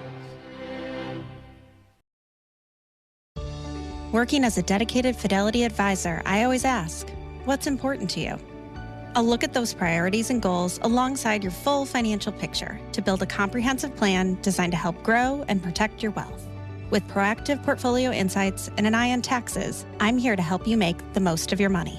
I'm Laura Maxwell, and I'm a dedicated Fidelity advisor. Learn more at fidelity.com/wealth. Investment minimums apply. Fidelity Brokerage Services, LLC, member NYSE, SIPC. Oh no, stomach issues again? Stomach issues? Who are you? Your pancreas. I could be the real reason for your diarrhea, gas, bloating, stomach pain, or loose oily stools. I thought it was my stomach. People often do, but any of these symptoms could mean having a condition called exocrine pancreatic insufficiency, or EPI. With EPI, the pancreas doesn't release enough enzymes to break down food, but EPI is manageable. Use the symptom checker on identifyepi.com and speak with your doctor. That's identifyepi.com. Sponsored by AbbVie. Celebrate 50 years of adventure at Busch Gardens, Williamsburg. Enjoy award-winning performances and European-inspired attractions. Feel the excitement of thrilling rides like the all-new Big Bad Wolf, The Wolf's Revenge, now open. And seasonal events like the Food and Wine Festival, where you can taste, sip, and savor more than 150 flavors from around the world, featuring over 80 new menu items. Only at the world's most beautiful theme park. Get limited time deals at buschgardens.com. Is your heating and air system ready for the changing season? Call Newcomb & Company to ensure your system is running at peak performance. As a Comfort Contract customer, you'll get priority service and a 15% discount on all HVAC and plumbing service calls and repairs. Newcomb & Company, your independent trained dealer, has proudly served our community for more than 70 years, delivering reliable comfort and peace of mind. Call 919-862-3000 or visit newcombandcompany.com. Newcomb & Company, your comfort is our business. I want to learn how to cook, but I keep ordering takeout. Accomplishing goals is hard, but when your goal is to learn a new language, Babbel makes it easy. In just 15 minutes a day, Babbel will help you start having conversations in as little as 3 weeks. Words and phrases you'll actually use. So when someone asks, "How's your French going?" you can say, Babbel facilite grandement l'apprentissage d'une nouvelle langue. Now save up to 50% on your Babbel subscription at Babbel.com. That's BABBEL.com. Cooper with 10 on the timer. Drifts to the right, takes the screen, goes inside, scores, and he's fouled. Went right into the chest of Aiden Sherrill, and Cooper's got a chance for 3.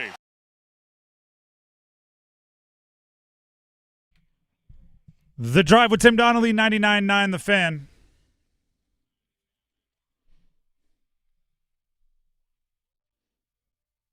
Carolina still ahead 7-2 over Oklahoma in their regional of the College Baseball World Series final. Winner goes to the Super Regional against Oklahoma, 7-2. Tar Heels top 4. That's the way it stands right now. Also right now, I probably have some bad news for the ladder challenge, but Dennis, go ahead and fire it up. How did the weekend go for you? Let's see, my pick of plus 198.5 points between the Pacers and Knicks hit. So you get to keep the trophy for another month. Yeah, it stays over here quite a bit, actually. I have a proposal for for this upcoming month. Okay.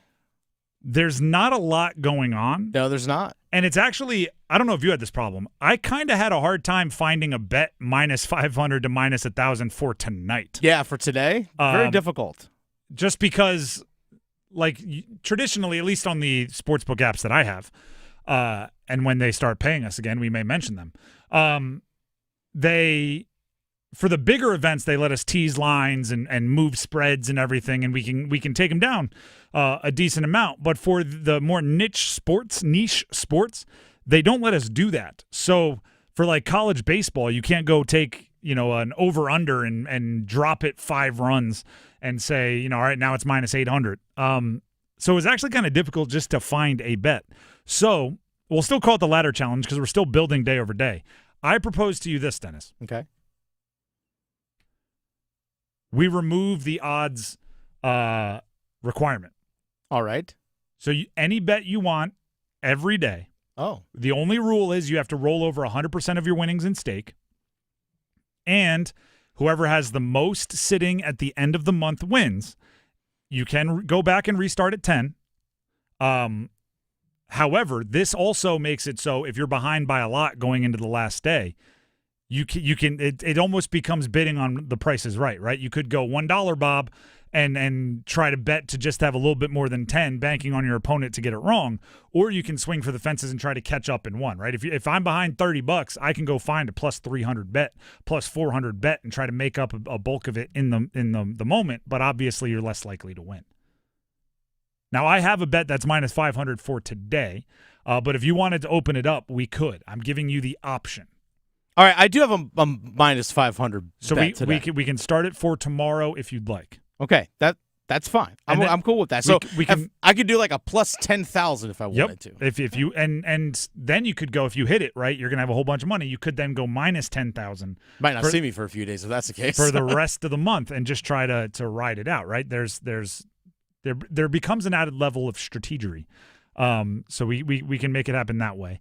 And we'll do it for maybe June and July. And then as we head back into fall, if we want to get more specific with it and we want to go back to the old way, we can. Right? It's the beauty. We can change things however we want on this show. So we'll start for today. Still has to have old rules, minus 500 to minus 1,000. But everything else starting tomorrow for the rest of the month, whatever your favorite bets are, the only rules are you have to roll over. You have to put all of your money and everything right back on a bet the next day. All right, since you're the winner, you get to lead off. What are you doing for today? So I'm going to actually go to a little College World Series, a little baseball action. Wake Forest is in action tonight, taking on Tennessee. I'm taking Wake Forest plus 8 runs. Okay. So plus 8 runs against Tennessee. It's a minus 560, so $10 will turn into $11.78 for me. I believe they are plus 2.5 on the run line. Yeah. So you're teasing it an extra 6. Yep. All right. Tennessee's 14th in the country. Yeah, I just need them to not lose by 8. True. I've done that a few times. It's kind of fun. I'm going to the French Open tennis. Oh, there you go. And it's actually tomorrow at 2:15. So it's before in the morning. I think it's afternoon. So it'll be before we do this again tomorrow, but it'll be close. I have Tommy Paul to not win more than one set against Carlos Alcaraz. Minus 500. I just need Tommy Paul can win one, but no more set against Alcaraz. And that's minus 500, so it'll turn my $10 into 12.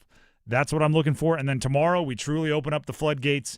Anything goes for the ladder challenge for the month of June and probably July, and then we'll reevaluate. Was yours minus 500? Minus 560. 560. All right, so close. We'll if we both hit, we'll be in similar places. We take the speed governors off and let it run wild tomorrow. That's the ladder challenge here on The Drive with Tim Donnelly on 99.9 The Fan. Let's get to winners and losers. This team will never lose again. Winners and losers. This is where we name who won and who lost the last week. We are looking for something more creative than just this team scored more points than the other, so they're the winner, right? That can be a part of it. If you win something historic, if you can be a winner, don't get me wrong. But we're not just looking for the scoreboard. We're looking more for vibes. I'll get it started. Winner,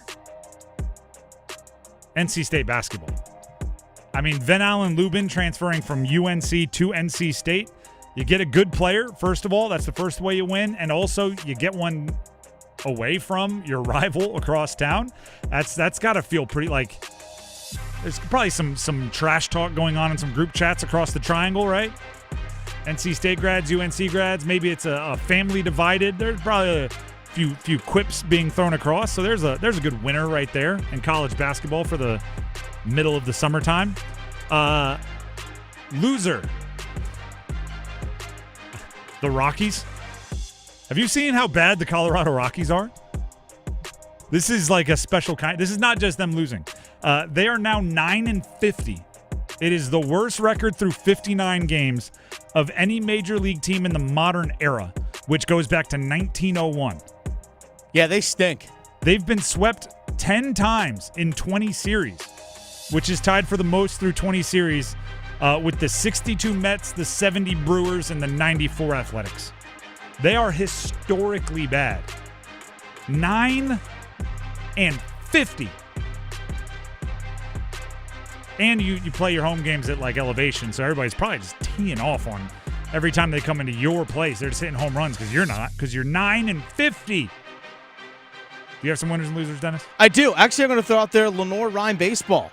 Playing in the Division II National Championship, Division II College World Series right here in Cary, the USA Baseball Complex. Won their game against Central Missouri the other day, 12-9, so they advance tomorrow. One more win puts them in the actual championship best-of-3 series. And shout out to the fans that have been emailing and tweeting me about Lenore-Rhyne. Right out there in Hickory. Yeah, there's we might not get to everything you send us, but there's no problem in sending it, putting it on our radar. And they've also won recently a national championship in men's lacrosse as well. There you go. D2 baseball, D2 athletics out here in the state of North Carolina. Out there on Old Hickory. I actually drove through there this weekend. Say hi. I waved. There you go. At the exit. Yeah. All right. The Drive with Tim Donnelly, 99.9 The Fan. We're in winners and losers here on The Drive. Winner, Jesper Faust. Now, he announced his retirement, and his retirement is brutal. He injured I believe it was his neck. Yeah. In the last regular season game, not of this season that just ended, but the previous season. When I think it was 9 starters were out and resting. 9 contributors were out and resting. Starters is the wrong way to put that. He was out there playing with the young guys, and he slid into the boards, hurt his neck. That is just, as far as like that being your last time on an NHL rink is brutal. But there is something about a professional athlete retiring that they kind of get the moment that nobody gets. It's not exact. They kind of get to be like at their funeral. Everybody says really nice things. Everybody kind of eulogizes your career and all of the good things you did and what you meant to people, but you're like still alive to pay attention to it. One might say you get your flowers. It's a big, cool moment where like all your former teammates and everything just say nice things about you. So shout out to Jesper Faust. I'll do the same. good things about you. You were a really good Carolina Hurricane during a really good run. That 2023 playoff run to the Eastern Conference Final, he was awesome. Hey, I like that, Devils fans. And he had, in 15 games, in 2023, 15 postseason games, he had 6 goals and 3 assists in that postseason alone, including 2 overtime game winners. I move that every time they play the Devils in the postseason, he should be a siren sounder. Right? Just bring it in, good pop. Everybody play it on the Jumbotron. Everybody will remember. And then Martinook will score goals too. Well, yeah. It's funny, those guys are playing on the same line together. Go figure. Yeah. And then eventually, years down the road, Martinook will join him. Then one can do first period, one can do or first intermission, one can do before the game. They can both get it done. Back to winners and losers here on The Drive. A loser, Kevin O'Sullivan, Florida baseball coach. If you haven't seen it, Dennis, I know you're not a huge fan of South Carolina, but meaning the state. Coastal Carolina hosted the regional. Yeah. Coastal Carolina also eliminated Florida. They did? Kevin O'Sullivan, the head coach at Florida, apparently was unhappy with the decision on scheduling and having the field ready and pushing back a game, and went off on a assistant AD slash and a like a field groundskeeper. There are moments in your life where you're mad and you just got to be a human, and Kevin O'Sullivan doesn't know where that line is. Degrading, caught on film, embarrassing. I say this a lot. Some people, it seems like they've gotten into coaching just because they like to yell and they know that that's a profession where they're going to get to do it a lot and power trip a lot. That's not the best reason to do it. Kevin O'Sullivan, I hope your athletic director calls you into the office for a long chat about how you should treat people. I've actually had the soundbite of him doing that. Oh, I'd love to hear it. That's funny. I was actually thinking, wow, you got that quick, and you're gonna have to bleep a lot of stuff. I was like, how did he pull this off? That was edited. That does sound. It's just a bad look. And the college baseball World Series is so wholesome, if you will. It's just young men playing baseball. Same with softball. I don't know why I'm limiting it to just baseball. Levi in our YouTube chat says, loser, SEC from the baseball world, and it's fun to make fun of the SEC any chance we can get. It is fun to make fun of the SEC. Yeah, and right now, ACC school whooping up on an SEC school right now. Carolina up 8-2 on Oklahoma. I feel like the whole time, that's crazy. I just had it's not a deja vu, but I feel like Oklahoma was batting the whole time and Carolina scored more runs. Yeah. That's not how it works. But obviously they had gone to the plate and I must have completely missed it. I will give you this. I'll give you a loser. Part of ACC baseball has to be a loser. Oh. ACC apparently has been dominating the SEC this postseason. Right? Yeah. It started 5-0. We're talking about it right now. Brian O'Connor, the head coach at UVA, legend, left UVA to be Mississippi State's baseball coach. Really? Yeah. I mean, money must talk because O'Connor is a UVA legend. We're talking about job security. He's got a national championship and a multiple trips to Omaha. Legend. It might already be, but if he stayed a little bit longer, they'd probably be naming fields after him and stuff. Yeah. And apparently left UVA and very quickly hopped off a private jet in Mississippi State. I don't know, Texas or something feels like they could write the life-changing money, but Mississippi State, maybe. I don't know. Maybe it's just money's bigger in the SEC. It's not leading to wins this postseason, but we know they got it. I'll do one more here. Okay. Winner, Scotty Scheffler. Yeah. Whew. He defended his title at Muirfield Village at the Memorial. That's the third time he's won the same tournament back-to-back years. In the last 30 years, only 2 people have done it more. Phil, who's done it 5 times, and Tiger, who's done it 23 times. Scotty's now done it 3 times. He's entering those conversations. Obviously not the Tiger conversation, but the Phil conversation, which is still a pretty darn good one. By the way, Micah threw in there winner, Connor McDavid, Edmonton Oilers. Losers, the Dallas Stars in general, but in particular Mikko Rantanen and their head coach Pete DeBoer. Yeah, Pete DeBoer, you throw your franchise goalie under the bus, not a good look. Not a good look, and there's not – I mean, they could make either – Dallas could either make super big moves or there's not much they can do. Like, they're either sending out big names or there's not much they can do, which means they're probably going to have to run it back, and you're probably going to need Otter in net, and you're probably going to need him to be all in for the squad and everyone else all in for you and him. Yeah, you're probably going to need a new head coach. You might have to.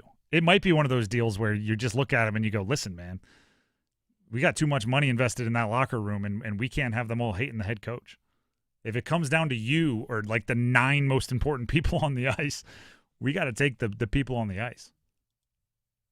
That's just kind of how it goes. I was just listening to a story. Danny Ainge was telling this on a pod about when he played for the Suns with Barkley, and Paul Westphal was the coach. And Ainge was saying how Paul Westphal understood like who really ran the show, and it was Barkley's. He didn't practice very much. You know, he'd show up late to a thing or two because he was older, but his body was breaking down. But on game day, he was still great. And there was one particular game where Barkley was wasn't there at early warmups, and he wasn't there when they were eating pregame meal, and he wasn't there when they were getting stretched out. And finally, and no one was like saying anything, right? Because he was the superstar. And finally, Westphal said, if he's not here at 7:10, he's not starting. And he walked out of the room. Danny Ainge said, the game started at 7:10. Like, if he's not there at 7:10, he's not starting, as if he's like putting his foot down, and not like that means he's not physically there to start. It's certain times the players, they got a little bit more cachet than the coach. DeBoer, if you want to fight Ottinger, you can go right ahead. Ottinger might win that one, right? You got to know your place in the franchise. That's Winners and Losers here on The Drive with Tim Donnelly on 99.9 The Fan. I want to play a quick game. Now, I think this will be quick. Quick game of stay or go for the Carolina Hurricanes. Speaking of coach, players, who stays, who goes. I have 4 undrafted. I keep calling them undrafted free agents. Unrestricted free agents. Not UDFAs. UFAs. In front of me, and we'll decide right now if they're going to be back next year. First up, Jack Roslovic. No. I think he's gone. Yeah. He was brought in to fill a roster spot this year. And I think there's other teams that may see his stats and be willing to spend a little bit more on him than I think the Canes would, having seen everything the entire game. Maybe not the most consistent scorer, but served his role. Served his role, got a Rolex off Mikko, so yeah. Hey, wear that with pride. Eric Robinson, stay or go, Dennis? I'll tell you this. I put this same question to Twitter on Friday. Of the 5 names I'm going to read you in total, Robinson was by far the most people said he should come back. I can 100% see why you would bring him back, but I'm looking at the Canes roster going into next year, and I got a lot of middle 6 wingers, and I can be pretty set with 4th-line wingers is already the way my roster is constructed, so probably not. The one thing that you lose him with is penalty killing. That's something that you will lose with him, in that he did play all 82 games and every single postgame. The only Cane that did that this year, that played every single game, including postseason. So it's a little bit of a loss, but it's one that you can take. I could see him not coming back. I think it's a let him go test the market if he comes back and is willing to take cheap. And if other things that you're trying to do maybe don't happen, you can always come back to each other. It's like a really healthy separation where you're like, we'll stay friends, and who knows, maybe if in 4 months we come back and we realize we were meant for each other, we'll be good. Robinson did say, because he and his significant other, they just had a child. Okay, congratulations to the Robinsons. So one thing that he's looking for, not particularly dollars, but is looking for term. Long commitment. So looking for term on a contract is an important thing to him. I don't know if Carolina is going to be willing to give him something with term. Having heard that, yeah, I think he's gone. Brent Burns. In a world, I could see him coming back. Give me the ramifications. How do we get there? I think if it is in a situation where he's playing on a third pair, and you're quarterback in a power play unit, and you're not asked to play top pair minutes alongside Slavin, I could see it. I'm with you. I could see it, but I don't think so. I don't think they should bring him back, in all honesty. This might sound mean, and I'm a big fan of Brent Burns, okay? And I think he played really well in the postseason. I would be willing to bring him back if, like, super honest conversation, your third pair, don't get any illusions of, like, a weekend you're going to say, like, me and Slavin did play pretty well. Like, your third pair, and this is going to be gross, and this is going to be mean, and I'm not going to feel nice doing it. You're not playing the second game of the year.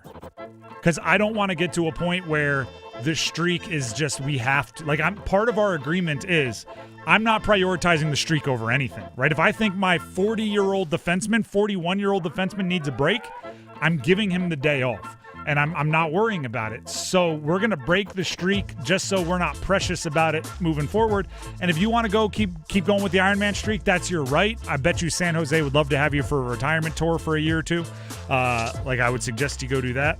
But I do think he can bring something as a third pair defenseman. And as you mentioned, the power play and experience and leadership, and he's good to have young guys over for dinner. Like, he's good for showing them how to be pros. He's good on all that.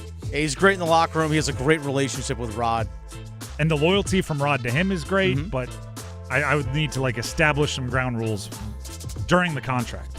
Last UFA to talk about today, Dmitry Orlov. Yeah, I see him going. Yeah, I think he's going. I think he...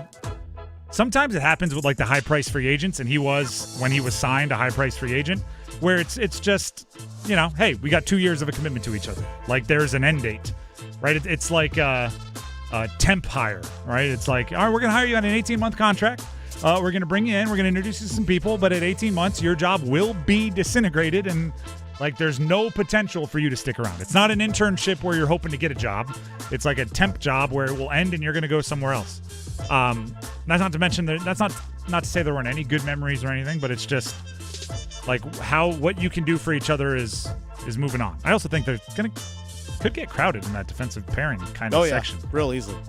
Last one. This is the bonus. It's not a UFA, but everybody's talking about it. Jesperi Kotkaniemi. Yeah, I don't see him coming back. The bonus question is, what's the mechanism to get him out of town? Trade. What kind? What are you bringing back? Anything of substance? Is he paired with a bunch of other stuff? Him plus 2 picks to bring back a big fish, a small fish? Are you having to package a second just to get somebody to take him? I think the way you look at it with him is that he might be the equivalent of what Jack Drury was with the Martin Necas trade for Mikko Rantanen. That might be how it works in terms of, I just need a warm body. Because I need to fill a roster spot. You might be able to find a team that needs to get to the cap floor. Hey, you know what? 4.82 for a guy that can play 15 minutes a night? All right. And there's also probably some general manager out there who go hey, I really like that guy coming out of the draft. Maybe we can do something with him. He's still only 24. I usually say first-round picks, but it's darn sure true for top 3 overall picks. Yeah. They have 9 lives. There's just people all across the league saying, I can fix him. I think he's traded, and I think he maybe as part of a package so you're not sure how much of the value is assigned to him. I think his value across the league would surprise some people. I think he's probably run the string out in Carolina, but there's value in his play and in his skill set somewhere. The Drive with Tim Donnelly, 99.9 The Fan. We do have to get to the Belichick contract is the gift that keeps giving.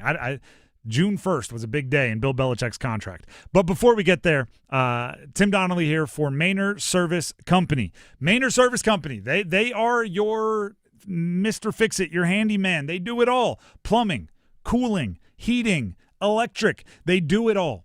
And the reason why I emphasize that is you may not even recognize it. I was at Maynard Service Company's warehouse not long ago, and they show you the computers that are going into every system. I almost said open it up. You don't want to do this, but if you were to cut your tankless water heater into just a cross section, it looks like you could run a high wired computer straight from there because it's so much technology. And that's true in every kind of industry, every kind of home improvement area, right? It's getting smarter, it's getting better. With every year, it's getting more efficient. And Maynard Service Company has highly trained, highly experienced, well educated in that field technicians for all of them, right? So you don't have to call a plumber for your plumbing, a HVAC for your heating and cooling, an electrician for your – they have it all. And sometimes it's nice to know you only have to remember one number. The number is 919-361-0993. That's 919-361-0993.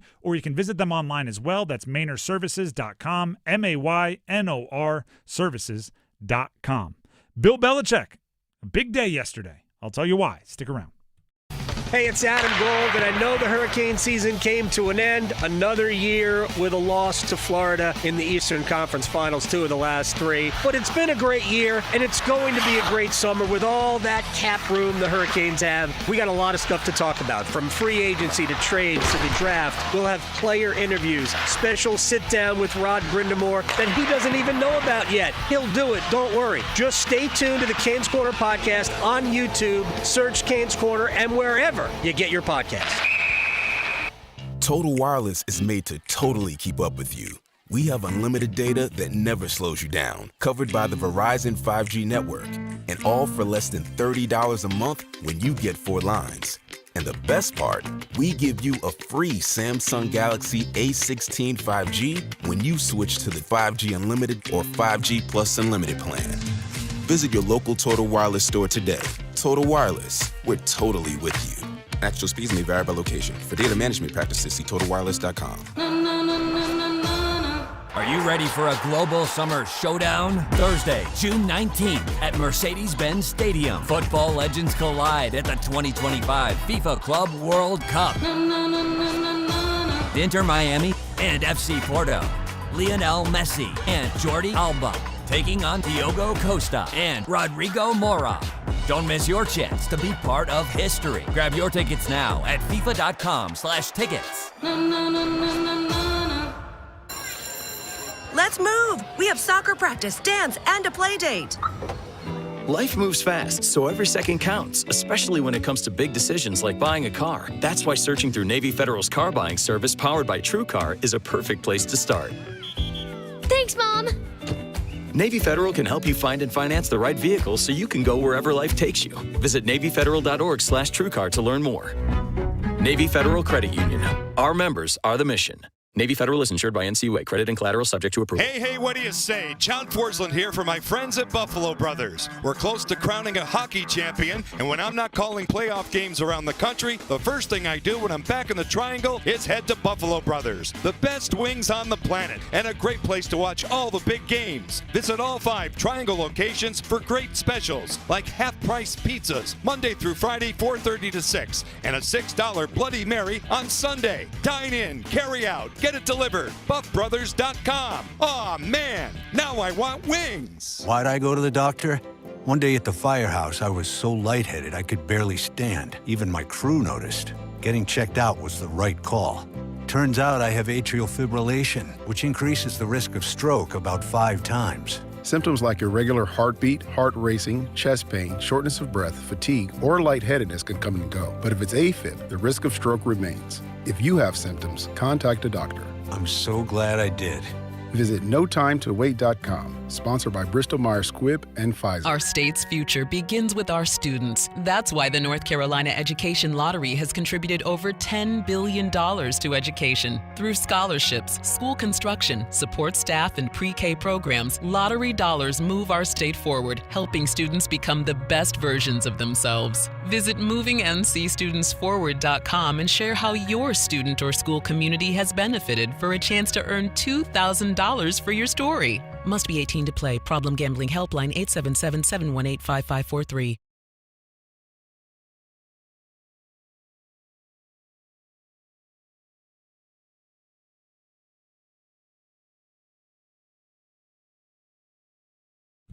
The Drive with Tim Donnelly, 99.9 The Fan. All right, what's the inspiration for this song bringing us out of a little Pantera. One of the bands that opened for Metallica this weekend at Bank of America Stadium. And you were there. All yeah. Right. So it has nothing to do with the content. You're just. Oh, it's because the song's named Walk, and that's what Bill Belichick could do for $1 million. All right. Okay. There we go. You brought it home. Yeah, I did. As of yesterday, I think it is not unrealistic. And don't let anybody gaslight you into saying you're making up reasons to be worried for no reason. As of yesterday, UNC fans are within their right to be slightly on edge. Bill Belichick, in his contract, when he signed his contract to become the head coach of the UNC Tar Heels, it came with a $10 million buyout. So if he was going to leave the team, his own choice, he would have to pay Carolina $10 million. As of yesterday, June 1st, that buyout drops from $10 million to $1 million. Now, here's why I'm surprised, or here's why I'm not going to downplay it. I refuse to believe anything in a contract that is that important, specifically like a buyout, is going in without being haggled. Right? There's no way UNC asked for, well, let's make sure that buyout drops down way by about June 1st. No, that had to be Bill Belichick asking for it. I'm sure they would have wanted that $10 million buyout to last as far into the future as possible. They had to negotiate that, right? And they had to settle there. Remember, this was not the easiest contract to agree upon. They agreed kind of to the framework or the principles of it, and then he didn't sign it for a while. And that became news. Like, why hasn't he signed it? No, we're just ironing out the details. Like, everything was haggled over in this contract. So why would you end it here? I to be completely honest, you go back and find the tape. When we learned about this buyout drop, and we said on June 1st it drops from $10 million to $1 million, I assumed, and actually wrongfully told Dennis, like, that can't be true, because I was thinking it was a year from yesterday, like next June 1st. I was like, there's no way the buyout drops before he ever coaches a game. What's the point of having a buyout drop if it's before he ever coaches? But then sure enough, right, I think it was during the commercial, Dennis was like, no, it's June 1st, 2025. And I was like, why? Why was, like, I'm not even upset that it exists. I'm saying, why was that something you asked for? Right? Why was that something that you wanted in the contract as the coach? You took a job and you're like, I want to make sure I can get out for way cheaper well before we touch cleats to grass on a game day. The fact that it exists, the fact that it was asked for, the fact that it was negotiated gives me reason to be on edge if I'm a UNC Tar Heel fan. Especially when you start, now we're getting into the conspiracy theory section, right? But I don't mind putting on a tinfoil hat every now and then, especially when you get to the point where, who do you think's probably number 2 running things? Right? Might be Steve Belichick, right? And again, we're tinfoil hat. This is all inferring.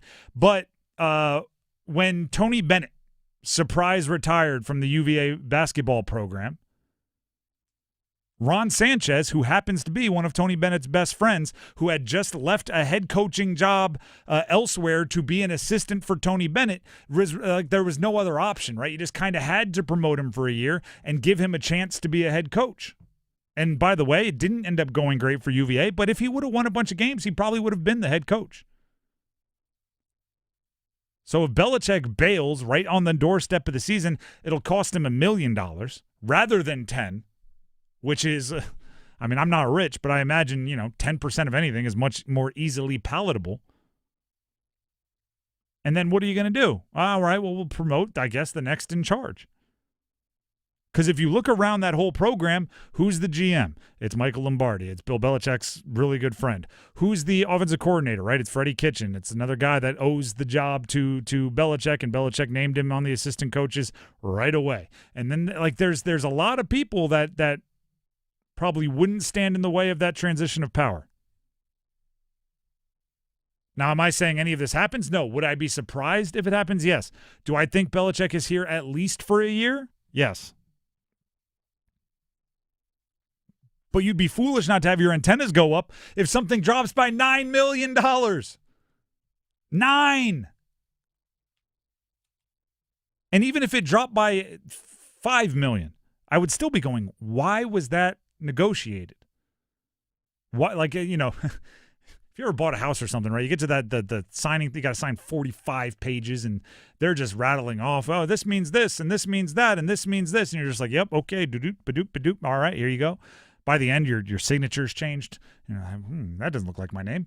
Why was that not like, all right, and the buyout will drop, first day of the league year, as they say in the NFL, right? First day of spring practice next year. All right, sign that, move it on. Actually, I was thinking, rather than the first day of next spring, if it could drop, I don't know, before I ever coach a game for your university, like I would be worried about why you even want that. I would be worried about why you even want that. Because if you want it, you got to at least be thinking of it. There's 0% chance. Do you know what it actually kind of sounds like? And I'm the wrong person for doing this. But like the debate that people get into with prenups, where it's like, there's 0% chance we're ever going to break up. Can you sign this paper? Why? Well, maybe it's not 0%, right? It's kind of that deal, right? Belichick's going, I'm 100% going to be here through year one, but I would like the buyout to drop significantly before year one. Wait a minute here. My antennas are going up in a different direction. But it's June 1. There's still, for content, Bill Belichick's tenure at UNC has been the gift that keeps on giving. But this one, it's tangible. There's writing there. How much do you think Bill Belichick's made in his NFL career? Right, he was making $12 million a year for a long time. His net worth is probably 100. He doesn't have to work if he doesn't want to, and he can afford the $1 million to walk away. Oh, easily. I wonder if even like UNC hasn't paid that much already and like signing bonus, and he can just give it back, and it's a zero emissions deal. In and out. And he might get his son a job. I don't know. It's a weird clause to have in the contract is what I'm saying. It's strange to me. And if that's all it is, it's just something strange, that's all it is. But if it's something more, I want you to know my antennas were going off. It's like when I feel this is exactly what it feels like to me. Somebody ever brought like a really dumb or really crazy out there fact or something to you, and you just go like, I just want to be on the record that I'm thinking this might be a practical joke. And, it's like somebody that never gives you a gift gives you like a gift and it looks like a can. And you're just like, I just want to be on the record. I'm going to open this. I hope it's an awesome present, and I thank you for it. But if snakes pop out of this present, I just want everybody to know that I was smelling something was off here. That's what I am right now. Like I hope this is just a good year for UNC. I hope Belichick coaches them to a bunch of wins. I think it's good for the ACC. I think it's good for the area when they're good at football. I hope it's nothing but good. But if I open this prize and there's like a zonk in here and there's the snakes are spewing around, I want everybody to know that my antennas were on it. You didn't fully get me. The Drive with Tim Donnelly, 99.9 The Fan. We do have the starting five coming up, but first, I believe, Dennis, you have something you'd like to tell the people. Here's Dennis Cox. I do. Dennis Cox here for my friends over at Loan Pronto. Folks, you're probably sitting there thinking, am I maxed out on my credit cards? Maybe you're struggling with some high-interest debt. You can pay it all off in days with Loan Pronto's Rapid Equity Loan. Get some cash out now without even touching your low-rate first mortgage. No appraisals, no waiting, no BS. The Rapid Equity Loan program at Loan Pronto is amazing. One Loan Pronto client just got $300,000 approved in under 24 hours. They paid off debt, renovated their kitchen, and cut their monthly expenses by $1,800. It's a pretty massive turnaround. Loan Prontos, instant approvals, low rates, no hard credit pull up front. Listen, your home equity, it's yours. Use it. Get cash to consolidate your debt down to one easy low monthly payment. Call Loan Pronto now for a free instant appraisal for your home and see how much cash you can get today. Loan Pronto is A+ rated by the BBB and have nearly 2,500 five-star Google reviews. Their service is off the charts. Call now to start the conversation. 919-381-1760, loanpronto.com. 919-381-1760. Get debt relief now. loanpronto.com. Equal housing lender. NMLS 1661781 on approved credit. NMLSconsumeraccess.org. The starting five here on The Drive is coming up next. Do not go anywhere.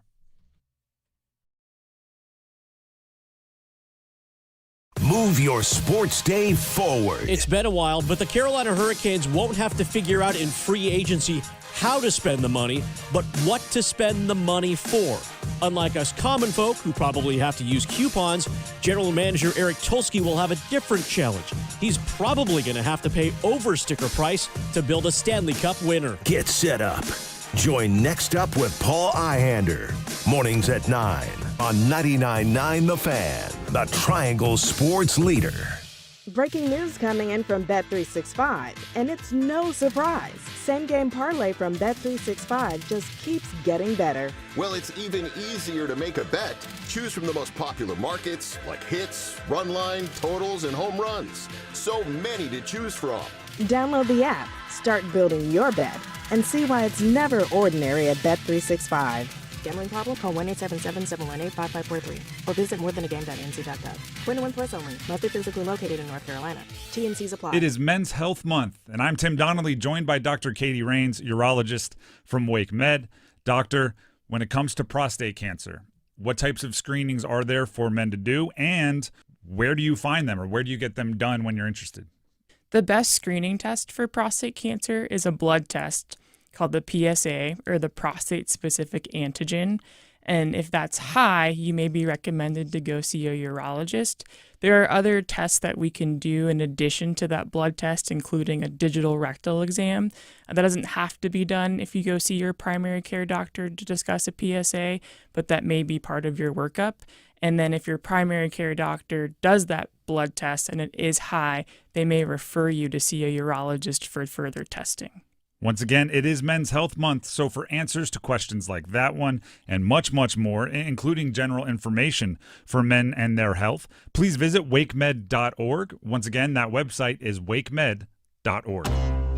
If you're 55 and up, T-Mobile has plans built just for you. 2 lines of unlimited for just $30 a line. That's a 45% savings compared to Verizon and AT&T. But don't just take our word for it. It's not just the savings that are great with our T-Mobile plan. There's all this value from all these other things that T-Mobile offers. T-Mobile has been such a savings for us. We love it. Switch today and get 2 free 5G phones like the Motorola Edge with Turbo Power charging that gives you power for the day in just 15 minutes. And customers 55 and up can get 2 lines of talk, text, and data for only $30 a line. Go to T-Mobile.com/55 to learn more. With 24 monthly bill credits and 2 new lines with autopay for well-qualified customers plus taxes, fees, and $35 per line connection charge. Credits end and balance due if you pay off early or cancel. Contact us plus $5 per line without autopay. Debit or bank account required. 45% off 2 lines versus AT&T Starter and Verizon Welcome. Plan benefits vary. See details at T-Mobile.com. Motorola Edge requires 68-watt charger. Charger sold separately. Actual performance will vary based on usage and configuration. This is the story of the one. As a safety manager at a manufacturing plant, he does everything he can to keep his coworkers safe. From finding ways to reduce risks to keeping safety supplies in stock. And for that, he relies on Grainger. Grainger offers a broad range of quality products and next-day delivery, so he can always play it safe. Call 1-800-GRAINGER, click Grainger.com, or just stop by.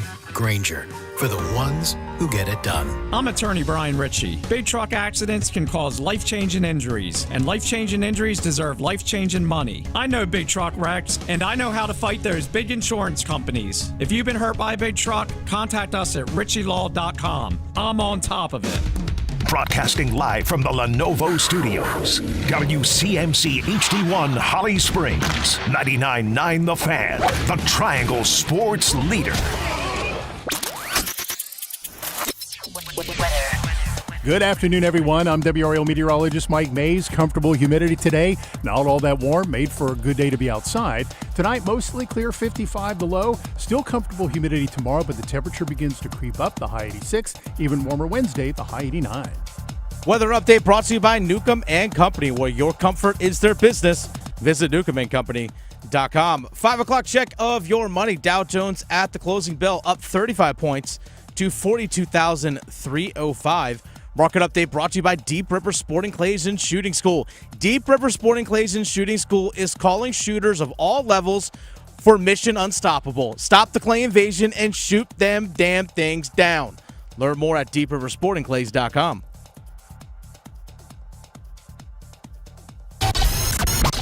It's 5 o'clock. Time to serve up the biggest sports stories of the day. Here comes your starting 5. The Drive with Tim Donnelly, 99.9 The Fan. It is time for the starting five, and as always, we start with number 5. Count them. 1, 2, 3, 4, 5. Puck moved around. Watch the front of the net. Foss standing right out in front and somehow, some way deflects that. Jesper Foss announced his retirement today. He had not played the entire season for the Carolina Hurricanes. He had been still dealing with the neck injury that he suffered in the final regular season game of not the season that just ended, the previous season. Although I thought there was some poetic justice, and like he was listed on the scratches every single starting lineup and everything this year. Just, hey, he's not here, but he's kind of here, kind of deal is what I took from it. He technically was on the roster. Yeah. He announced his retirement today. This is why it is so important when athletes are able to retire on their own terms that they understand how rare it is, right? When the legends are 40-something years old and they're tearing up at the podium, I hope they recognize that, I mean, the overwhelming majority of athletes don't make it out of like high school without the sport saying, yeah, nope, you're done. And then the ones that make it out of college or juniors and make it all the way to the highest level, still, once you play in the NHL, the overwhelming majority of players don't get to choose when their career is up. Their career chooses when they're done, right? It's you're not good enough. You're not getting offered the contracts. Maybe you stay in shape for another year or two, thinking somebody's going to call, or there's something like an injury to a part of your body, like the neck, that you don't want to mess with, or doctors tell you not to mess with. Like Jesper Foss we're looking at like 700 career games, still a contributor to a really good NHL hockey team, probably thinking, what, years left. He's not even seeing the end of the tunnel, really. And you know, one awkward hit into the boards, and suddenly it's a year later and you're announcing your retirement. So, first of all, it's a real bummer of a way to go out for Jesper Foss. You know, one night you're thinking, all right, let's get through this last game. Let's get these young guys ready, and then let's head into the postseason raring to go. They had traded for Gensel, right? It was we're all in for this year. Let's go get it. And then the next year, probably a blink of an eye, it's a year later, and you're announcing your retirement. It's really a brutal way to go. It's a reminder to a lot of people of how quick this can end for athletes. Yeah. Because the reason why you're an athlete is because the things you're able to do with your body. Mm-hmm. And once you can't do it anymore, your body doesn't allow you to do it, it's done. It's both sad and somewhat. I also think when an athlete retires, everybody says nice things about you. You talk about the best moments, right? I'm sure there's a lot of people posting game-winning clips from 3 postseasons ago now. Like there's something cool, right? I say it all the time. There's nobody more celebrated in our, like just blindly celebrated in our culture than the once great athlete. Jesper Foss walks into the Lenovo Center any point in time for the next 10 years and just waves on the Jumbotron. The place will go wild, and that has to feel good. Let alone going back to wherever you went to high school or wherever you played juniors, right? You just walk in, everybody's gonna be like, that's our guy. Like that's kind of nice anytime you need a ego boost, right? We saw it with Eric Stahl during the postseason. He just sitting there housing some chicken wings or something in the suite. They put him on the Jumbotron. Place goes wild. It's got to feel good. Oh, sorry. Let me wave. It's got to feel good. That's number 5. Let's hit number 4.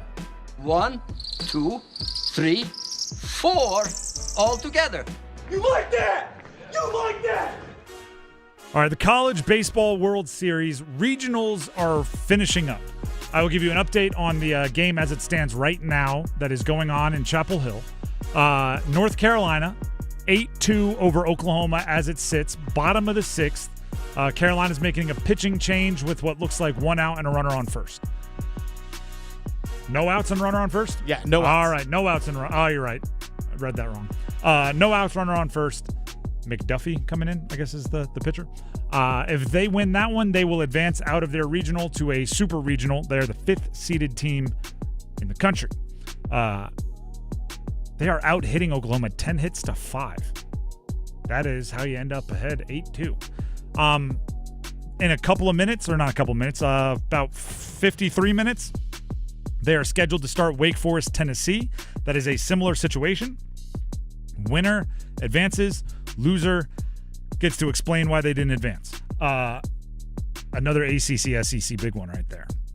If you're looking for teams that have already advanced, Louisville made it out of the Nashville bracket, which means Vanderbilt, who I believe was the 1 seed. Number 1 overall. Done. Get him out of here. Get him out. Miami and Southern Miss have a game coming up where the winner will advance to face Louisville. So if Miami wins that one, we're guaranteed to have an ACC team make it even further. It's the only way they can hold us back. Play them against each other. Florida State has advanced out of the Tallahassee bracket. They will face the winner of USC, meaning Southern Cal and Oregon State. Arizona has won their bracket down in Eugene, where Oregon was eliminated. Were they the 2 seed? I saw like the 1 and 2 seed are both eliminated. Yeah, 2 is Texas, I believe. Maybe. Yeah, because the first 4 seeds were all SEC schools. Yeah, I did know that. Oklahoma and North Carolina are playing. The winner will face Arizona. West Virginia made it. That means Clemson's eliminated. LSU and Little Rock are playing in Baton Rouge. Winner will advance. What does DBU stand for? DBU and Rhode Island were eliminated from that bracket already. I want to know what DBU... Dallas Baptist. Dallas Baptist. When people get to arguing like, is LSU, Virginia Tech, or Ohio State DBU? I want to go like, I know who's DBU. Dallas Baptist. But that's a dad joke right there. I got 2 kids. I can make it. Duke has punched their ticket to the Super Regional. How about it? And by the way, I believe if Murray State beats Ole Miss, Duke will host a Super Regional. That is correct. And if Ole Miss beats Murray State, they have a 1-game play, winner goes on game. If Ole Miss, then Duke will have to go to the Rebels. That's correct. It'd be cool to host a Super Regional. Especially after going on the road for your regional to then host a Super Regional would be kind of baller. But Duke beat, in their little bracket, Binghamton, Oklahoma State, and Georgia. Georgia being one of the top seeds in the country. Sent them home. UCLA, UTSA in the other bracket there. Who was the 2 seed that got eliminated? Am I completely making this up? I know I saw it somewhere. Did they remove on the official site the seeds next to teams that were eliminated so they didn't get to be embarrassed? Georgia Tech was eliminated, by the way, so they were one of the better teams in the ACC this year. But still, a lot of ACC alive and well. Carolina just needs to finish off Oklahoma and will be set up even better for the ACC to have a good run. Anything that I missed there? That was probably a lot of information. That was just a lot of info. Yeah, tried to pass it along as... Oh, let's hear from Chris Pollard, shall we? Chris Pollard, Duke baseball coach. We know who Duke basketball's coach is, John Shire. Chris Pollard is the baseball coach. He was on with Adam Gold talking about their complete game, working well through the regional as they punch their super regional ticket in a hitter-friendly ballpark out there in Athens. Here's Chris Pollard. Well, I think what makes it especially impressive is the fact that that's a very, very hitter-friendly ballpark. Yeah. And you have 2 great offenses. Both those teams can really swing the bat. So to pitch as well as we did, to limit the free offense, it just speaks to the job that Brady Kirkpatrick, our pitching coach, has done. And I told our team, I said, I thought the job he did of calling those 3 games put our pitchers in a position to be successful. Yeah. It's also he just played really good baseball. Maybe I'm the only one here because people love the character of baseball stadiums and they love the feel. And I do think, and this is, I don't even know why I'm going to say this because people are going to argue and I don't want to have these arguments. It's just a personal preference thing. I think there should be standard baseball fields. I think every outfield should be the same distance. I think they should be the same height. I think that's just how it should be. But I know it's never going to be that way, so it's kind of a pointless argument. But I just, fair is kind of the way I look for things. Equal, kind of the way I look for things. Pretty much every other sport gets it. Either way, that's number 4. Let's hit number 3.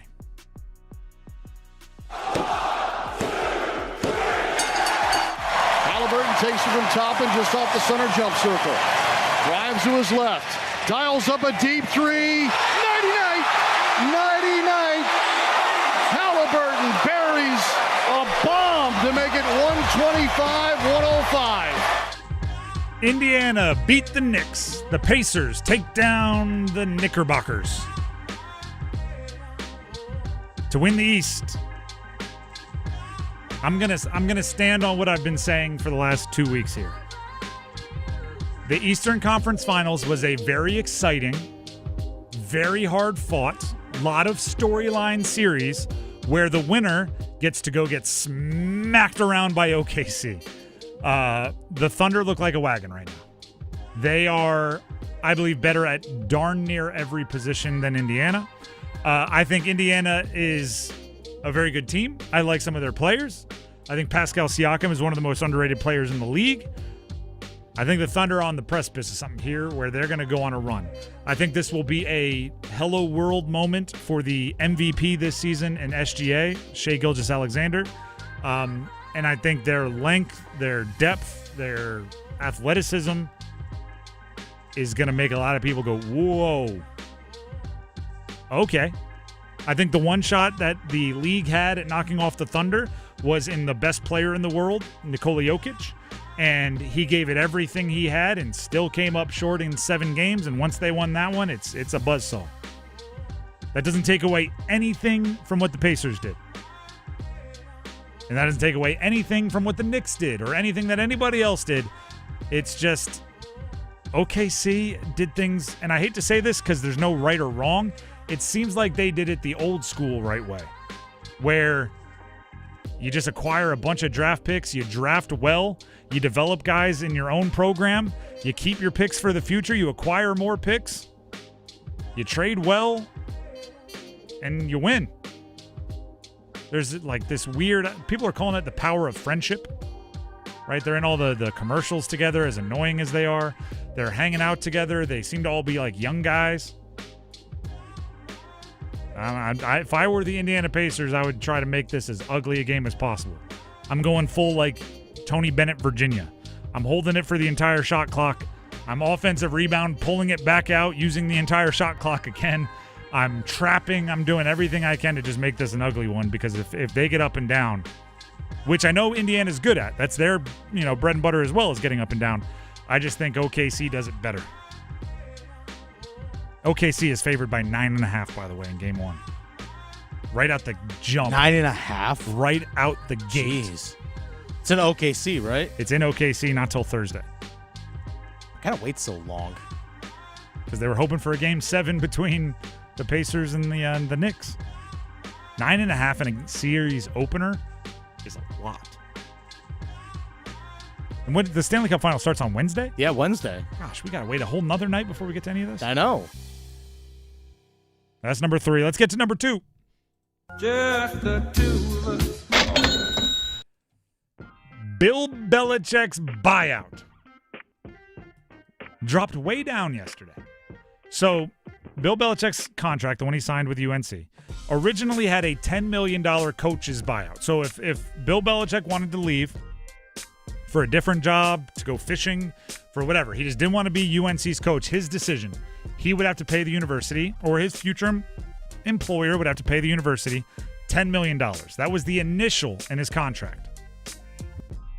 Also, part of the language of that contract is that June 1, meaning yesterday, that would drop all the way down to $1 million.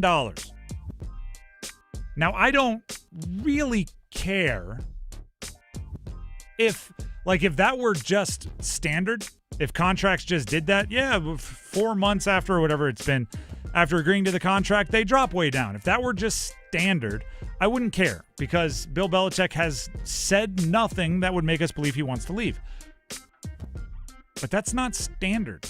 Most buyouts don't drop until at least after year number 1. Some longer than that, which means somebody probably had to ask for it, right? Bill Belichick's representation, Bill Belichick himself, somebody had to go to the school and say, well, actually, I would like I would like that to drop well before we start playing football. And maybe UNC thought they were covering their tracks by just saying, all right, fine, June, which is well after the NFL coaching carousel is done spinning. So, right, they're just like, well, there won't be NFL jobs for you to go get. But then I just, the only thing that makes me a bit trepidatious is that nothing in these contracts doesn't get poured over with a fine-tooth comb by a lawyer. And if you are asking for this, you're probably giving something else up. Right? Because everything in contracts is a negotiation. You're probably saying, fine, as long as you give me the early buyout drop, I'll give you this. I'll take whatever. It's a weird thing to want. It's a weird thing to want. June 1st, before you ever coach a game. I don't know. I can't explain it. That's number 2. Let's hit number 1.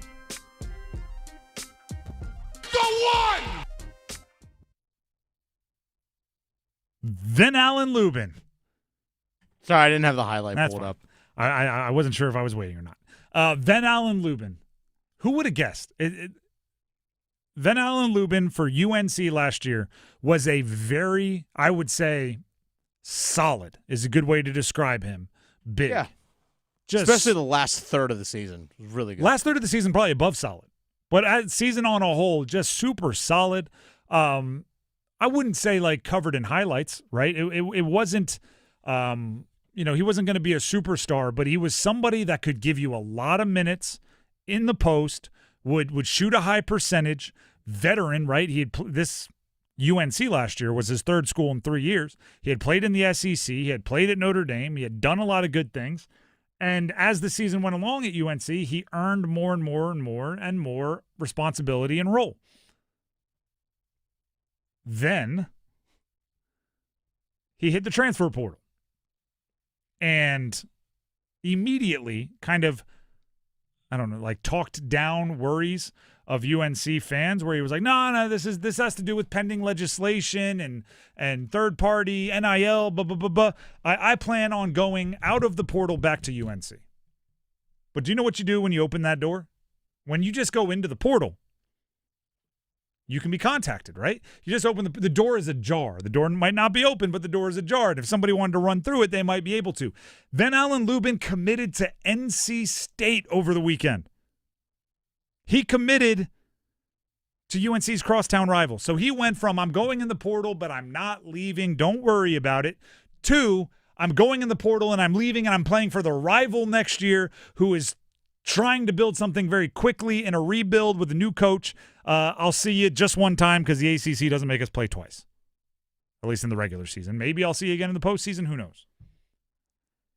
That's spicy. That's a accelerant on the rivalry, right? The other thing is, and this will be my qualifier. This is my fine print, right? If this were a drug ad, this would be me mumbling at the bottom about all of the side effects of the We will never know the motivation behind transfers. Okay, there is a possibility. I don't know. We will never know. There's a possibility that he was 100% planning on going back to UNC, and at some point someone from UNC reached out to him and said, there's not the role when you come back. Right? Henry Vasar, Jaron Stevenson, Caleb Wilson, they're going to be playing all the minutes. We're not going to have minutes down low for you. So then he had to go find another place. And then all the UNC fans that are kind of getting on his case would have to take it all back because it wouldn't have been him. It would have been them telling him to leave. We'll never know. It's the most frustrating part of the transfer portal is we don't get the fly-on-the-wall transcripts on who told who the relationship was ending. Right? Every time we think a player is not, they don't want to stay and compete, it could have been a coach saying, it's not worth you staying around and competing. We'll never know. That being said, going from UNC to NC State, you know what you're doing. The one thing about, all the positives we said, he's solid, rebounds well, maybe isn't a true rim protector, but defends bigger than his size, can score really, really well close to the bucket. Actually shot 33% from three on 1.5 attempts a game during his one season at Vanderbilt. So better shooter than anything we saw last year at UNC. We didn't see him take darn near any threes. But I say all of that positive, he had options, right? If he was significant, like if he put his services out there and looked around in the portal, teams would want Ven-Allen Lubin. He chose NC State. You know what you're getting into. You're going to have to, mute your replies a few times on social media. You're going to have to not go into the inbox a few times on social media. Get the week of the game where you play UNC, you're probably not going to want, your grandmother searching your name on the internet. Like, you're just going to have to prepare for that because it is a rivalry and some people get carried away. From NC State's perspective, I don't think it's a coincidence. I don't think Will Wade, the new head coach of NC State, was just going in looking for a 6'8" post. I think he saw the opportunity to take a player from somewhere else in the triangle, and he said, that's a good player, first of all. We could have a role for him on our team. We need big guys. Also, he is a crazy for being a college athlete. He's a pro's pro, and he can help some of our young guys develop, which is something they need because they're turning over their roster completely. But also, it can announce that we're not afraid. It can announce that we're here to recruit the same guys. It can announce that we're going after it, right? There's nobody out there that's untouchable. We're not going to bow down or kowtow to anybody. I think it's a good message to send. I think Will Wade is going to make it so much more interesting. Hubert Davis at UNC, buttoned up, professional, right? He says the right thing. He's the guy and who puts his arm around the player after they have a tough day and does the media with him. Like he is an old school coach's coach. John Shire, you same thing. You're going to get a lot of coach speak. You're going to get a lot of brotherhood speak. You're going to get a lot of that. Will Wade is the one who's coming in who's like, I'm going to stir the pot a little bit. If I got to shake things up to get my team where they need to be, I'll do it.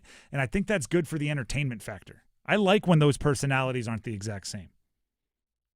I like when everybody isn't pretending that, is this any old game and we're just going to work hard and we're going to be ready. And I like when somebody's like, no, that's the bully on the block and we're coming for him. And to me, with his actions, the Ven-Allen Lubin deal, he's saying they may be the bullies on the block, but we're coming for him. Also, NC State must be spending some money in that portal, man. Darian Williams, top 4 or 5, depending on which place you look. That's big money. I mean, I knew that UNC and Duke had the cash. NC State's coming up with some dollars and cents. Trey Holloman, that's a Michigan State long-term contributor. Those guys don't come cheap in the portal. We'll see. 5-star Matthew Abel, even freshmen probably aren't cheap anymore. It's crazy what they're doing in the NIL world. The Drive with Tim Donnelly, 99.9 The Fan. We need some numbers game contestants. We have the prize is a free race at Rush Hour Karting. Our very own Paul Ihander was there for an event last week. It seemed pretty darn cool. They got a whole setup out there.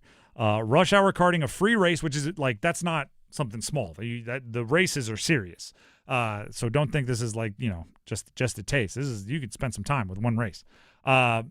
The number to call if you want to play the numbers game and potentially win a free race at Rush Hour Karting.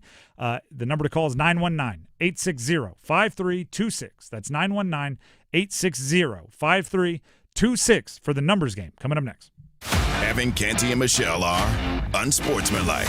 If Will Howard is on the board to be your starting quarterback at any point this season, that means you should have drafted a quarterback earlier in the NFL draft. That's the problem with allowing the Aaron Rodgers thing to drag out after the NFL draft, because you limit the options that you have to upgrade that quarterback room. Mornings from 6 to 9 on 99.9 The Fan, the Triangle Sports Leader. Extra One Sports presents this special tennis update. The quarterfinals begin tomorrow in Paris. Americans Tommy Paul and Francis Tiafoe in action. Paul taking on Carlos Alcaraz. Then Wednesday, what should be a good men's match, Novak Djokovic and Alex Zverev. And a battle of Americans on the women's side. Coco Gauff versus Madison Keys. They both won today in straight sets. Coco yet to lose a set, nor has Jannik Sinner. He just won his match over Andrei Rublev. Next up for the top-seeded Sinner, the unseeded Alexander Bublik. He upset Jack Draper. The big surprise was Jessica Pegula getting ousted by Frances Lois Boisson. A wild card, never ranked higher than 150, and coming off a torn ACL, she was ranked 361st. This is her first Grand Slam tournament. It's Pegula's 25th, still without a title. Boston looks to keep it going Wednesday against the 18-year-old Russian, Mira Andreeva. With this tennis update, John Stadtkeller, Westwood One Sports.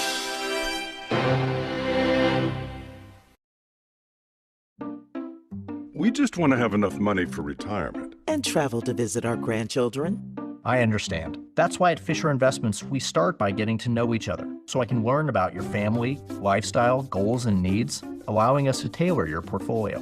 What about commission-based products? We don't sell those. We're a fiduciary, obligated to act in your best interest. So how do your management fees work? We have a simple management fee based on the value of your portfolio, so we do better when you do better. We appreciate that kind of transparency. We also check in with you regularly to keep you up to date on the markets and your portfolio. What other services do you offer? As a client, you have access to resources on investing, financial planning, estate planning, Social Security, Medicare, and more. Wow, it sounds like Fisher Investments has everything we need. At Fisher Investments, we're clearly different. Learn more at FisherInvestments.com. Investing in securities involves the risk of loss. A pepperoni pizza for the table. May I suggest trying it with our Pepsi Zero Sugar? It has just the right amount of sweetness to complement all that cheesy, saucy goodness. Simply divine. Pepsi Zero Sugar? You've really outdone yourself this time. Pizza deserves Pepsi. Handy Hugo's has a refreshing deal. 2 1-liter Pepsis for just $3. Quench your thirst at Handy Hugo's today. The playoffs are in full swing, and you can get in on all the action at ESPN Bet Sportsbook. Go from tracking the latest game-changing moments to placing bets in just a few taps. Right now, new customers can get $100 in bonus bets when you make your first $10 wager. Download the ESPN Bet Sportsbook app and sign up with promo code JOEQ, J-O-E-Q, to get started today. Must be 21 plus. Gambling problem? Call 1-800-GAMBLER. Terms and conditions apply. See app for details. Offer not available in New York. Summer sizzles with free outdoor concerts at the original Abbey Road Tavern and Grill in Cary. Every Saturday night through July. Come to Abbey Road on West Chatham Street from 8 to 11 p.m., rain or shine, for live music and Saturday drink specials, including $3 Coors Light and $6 Dogfish Grateful Dead ales. The Saturday night concerts will feature some of your favorite local bands, all part of Abbey Road's 5th annual Outdoor Summer Concert Series. Get all the details on who's playing when at abbeyroadnc.com.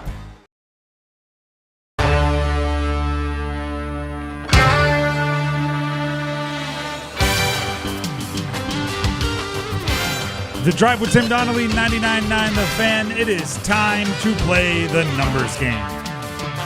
We have Powell and Carey and Luke and Holly Springs on the line. They are going to battle it out in the numbers game for a chance to win a free race at Rush Hour Karting.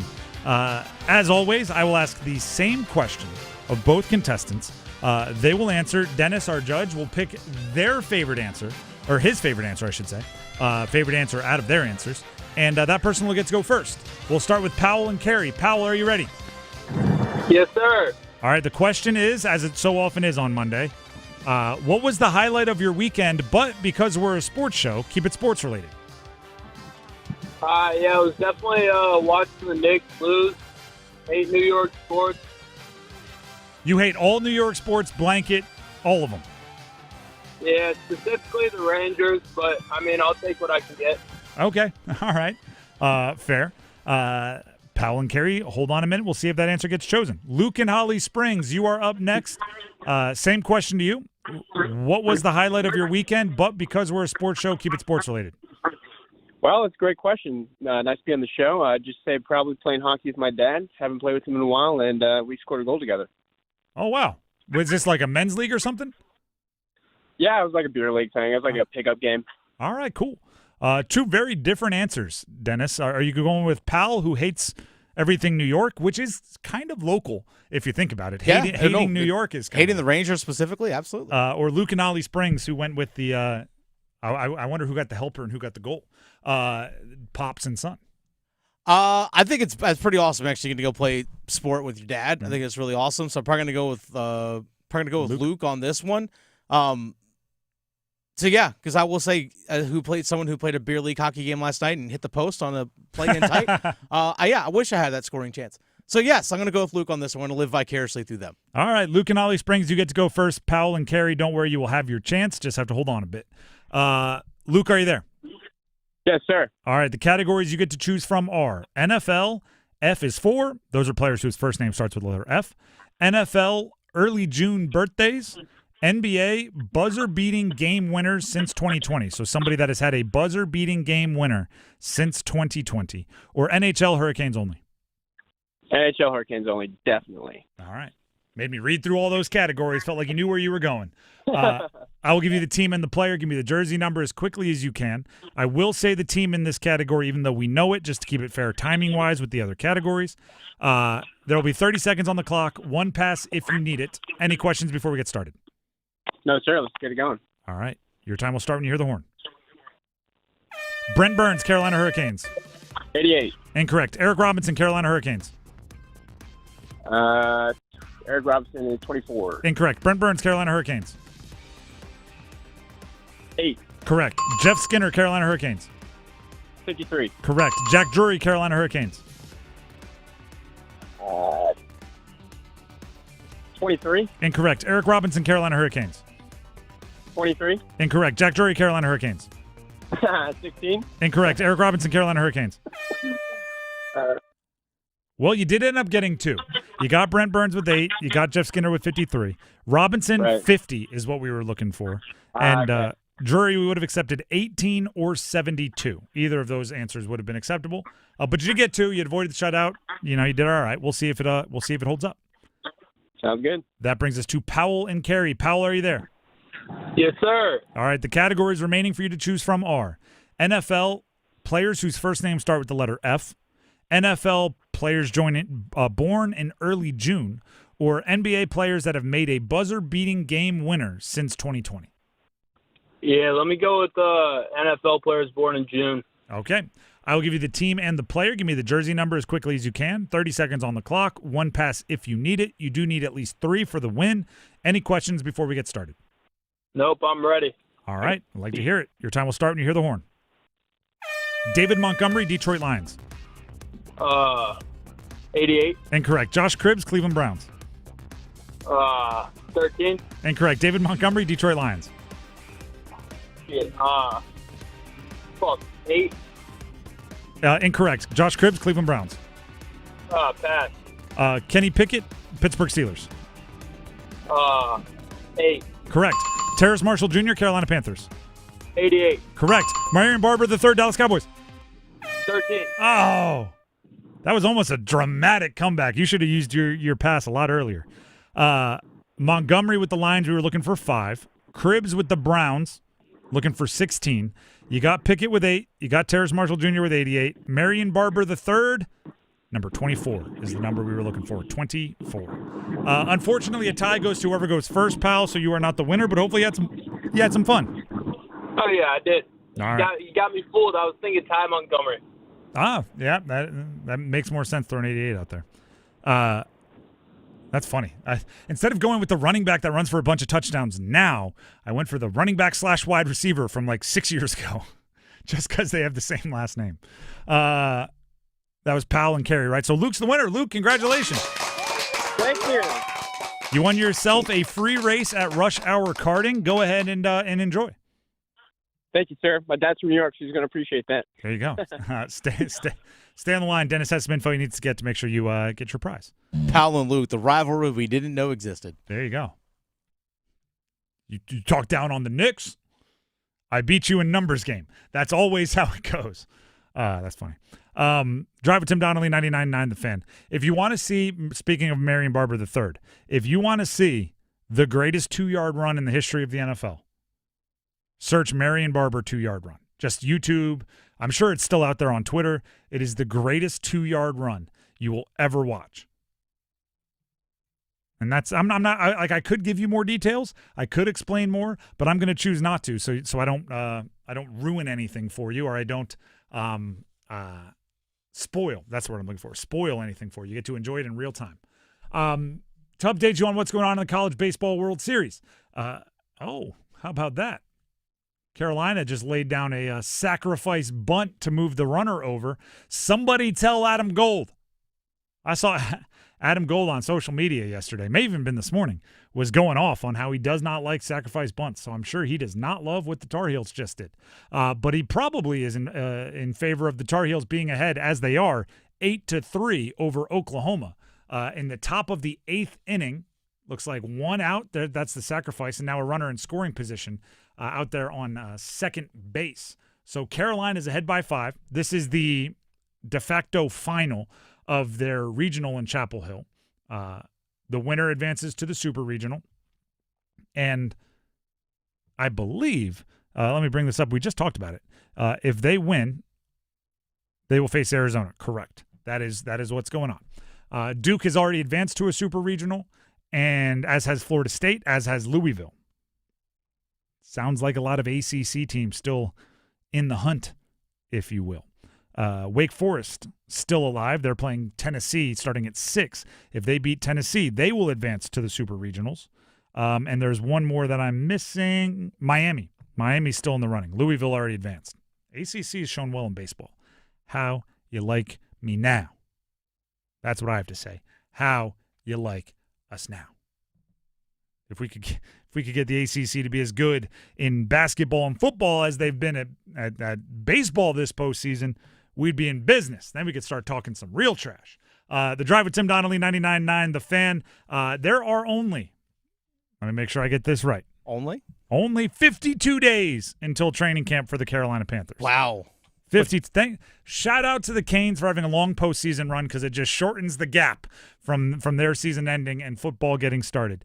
We'll have a new segment coming up, but first, Dennis Cox has something he'd like to tell you. It's not that far away. Dennis Cox here for my friends over at Law Tigers. You know it's not far away? The next time I get back on the motorcycle and ride, because of the weather. It's riding season, folks, but make sure you're cognizant out there on the road that, there's going to be a lot more motorcycles out there. Took a long drive out to Charlotte this weekend. Saw a lot of motorcycles on the highway.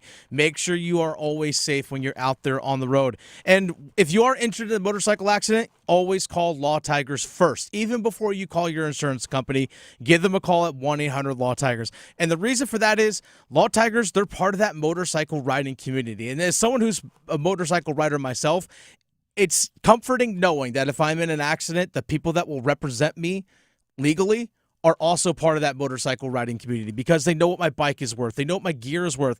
And most importantly, they know what I'm going through after an accident. You have people that represent you that know exactly what you're going through. That's why your case evaluation with Law Tigers, it's always free. And they don't get paid a dime until your case settles. They are actually there for you. Insurance companies, they just want to give you the least amount possible. Again, Law Tigers, they're part of the community, and they are there to fight for you. So if you're injured in a motorcycle accident, call 1-800-LAW Tigers first. Law Tigers is a network of independent law firms who are members of the American Association of Motorcycle Injury Lawyers. Law Tigers is not a law firm. The Drive with Tim Donnelly, 99.9 The Fan, as promised, gets to a new segment coming up. Don't go anywhere. Champions are crowned in June. The NBA Finals. The Oklahoma City Thunder going to the finals for the first time in 13 years. The Stanley Cup Finals. The Florida Panthers are on their way back to the Stanley Cup Final. The U.S. Open. And strokes the putt up the hill into the middle. 2 times a U.S. Open champion, Bryce DeChambeau. And the College World Series. Your home for championship action all month long. 99.9 The Fan, the Triangle Sports Leader. It's bow time. Yep, it's eating time again. Now you could unload groceries, chop, dice, mince, preheat, heat, slap around the smoke detector, and then celebrate with a big old pile of dishes. But if you're tired of cooking, or tired of sorta cooking, it's time to feed the whole family with Bojangles Fried Chicken Family Meal. With Bojangles' famous chicken, fixins, biscuits, and tea, you can forget the cookbook and spend some well-earned quality time with a delicious dinner from Bojangles. It's bow time. There's no time like bow time. Time to stop whatever you're doing for some of that bodacious Bojangles flavor. Satisfy your craving for flavor and your passion for boneless chicken with Bojangles 4-piece Supremes Dinner. 4 perfectly seasoned Cajun fried whole breast tenderloin fillets. Choice of fixin', a made-from-scratch buttermilk biscuit, and Bojangles legendary iced tea. When you're hungry for flavor and value, it's Bo time. Let's move! We have soccer practice, dance, and a play date. Life moves fast, so every second counts, especially when it comes to big decisions like buying a car. That's why searching through Navy Federal's car buying service powered by TrueCar is a perfect place to start. Thanks, Mom! Navy Federal can help you find and finance the right vehicle so you can go wherever life takes you. Visit NavyFederal.org/TrueCar to learn more. Navy Federal Credit Union. Our members are the mission. Navy Federal is insured by NCUA. Credit and collateral subject to approval. Hey, this is Luke with Newcomb & Company. We're a residential, commercial, plumbing, HVAC company who's been serving the community for over 70 years. Honesty is the biggest policy around here. You know, we take pride in everything we do, anything we touch. We're not one of those companies that come in, throw it in, and then you can't get a hold of them again. We're there with you, hand in hand. Here at Newcomb & Company, what stands apart from other companies is we actually do more than just AC and heat pumps. We do boilers, geothermals, furnaces, radiant floor, anything that is odds and ends that nobody else can touch is what we thrive on. At Newcomb & Company, we do same-day service. That's also another thing that helps us stand apart from other places is we do same-day service because we have enough professionals to get out to these houses to solve what the problems are. And we're on 24/7 on emergency basis, weekends, nights, holidays, you name it, we're there. Newcomb & Company, your independent terrain dealer. Call 919-862-3000 or visit newcombandcompany.com. Newcomb & Company, your comfort is our business. Adam Gold here from my friends at FanDuel, America's #1 sports book, and we are finally here. The NBA Finals. It's Magic versus Larry. Wait, no, okay, it's not Magic versus Larry. Doesn't matter. It's the finals, and you can find everything you need for the finals, including live betting, right there on the FanDuel app. It's the best app in the business. If you don't already have FanDuel, it's not too late. And new customers, $200 in bonus bets if your first $5 bet wins. So pick something easy, win it. FanDuel.com/Adam Gold, FanDuel.com/Adam Gold, official sports betting partner of the NBA. 21 and over and present in North Carolina. First online real money wager only, $5 first deposit required. Bonuses issued as non-withdrawable bonus bets, which expire 7 days after receipt. Restrictions apply. See terms at sportsbook.fanduel.com. Gambling problem? Call 877-718-5543 or visit morethanagame.nc.gov. You got your hands Luke Bryan. Country Song Came On Tour. Saturday, June 7th, Coastal Credit Union Music Park, Raleigh. Luke Bryan. With special guests George Burge, Ashlyn Kraft, Adrian Nunez, and DJ Rock. Tickets are on sale now at livenation.com. Part of the Mattress Warehouse Concert Series, presented by Live Nation. Bryce under center. Chuba's the deep back. Snap. Give it to Chuba. Chuba inside the 10. 5. Slides into the end zone. Touchdown Panthers. He spikes the ball, and Carolina's got a lead. The Drive with Tim Donnelly, 99.9 The Fan. We are 52 days. 5-2.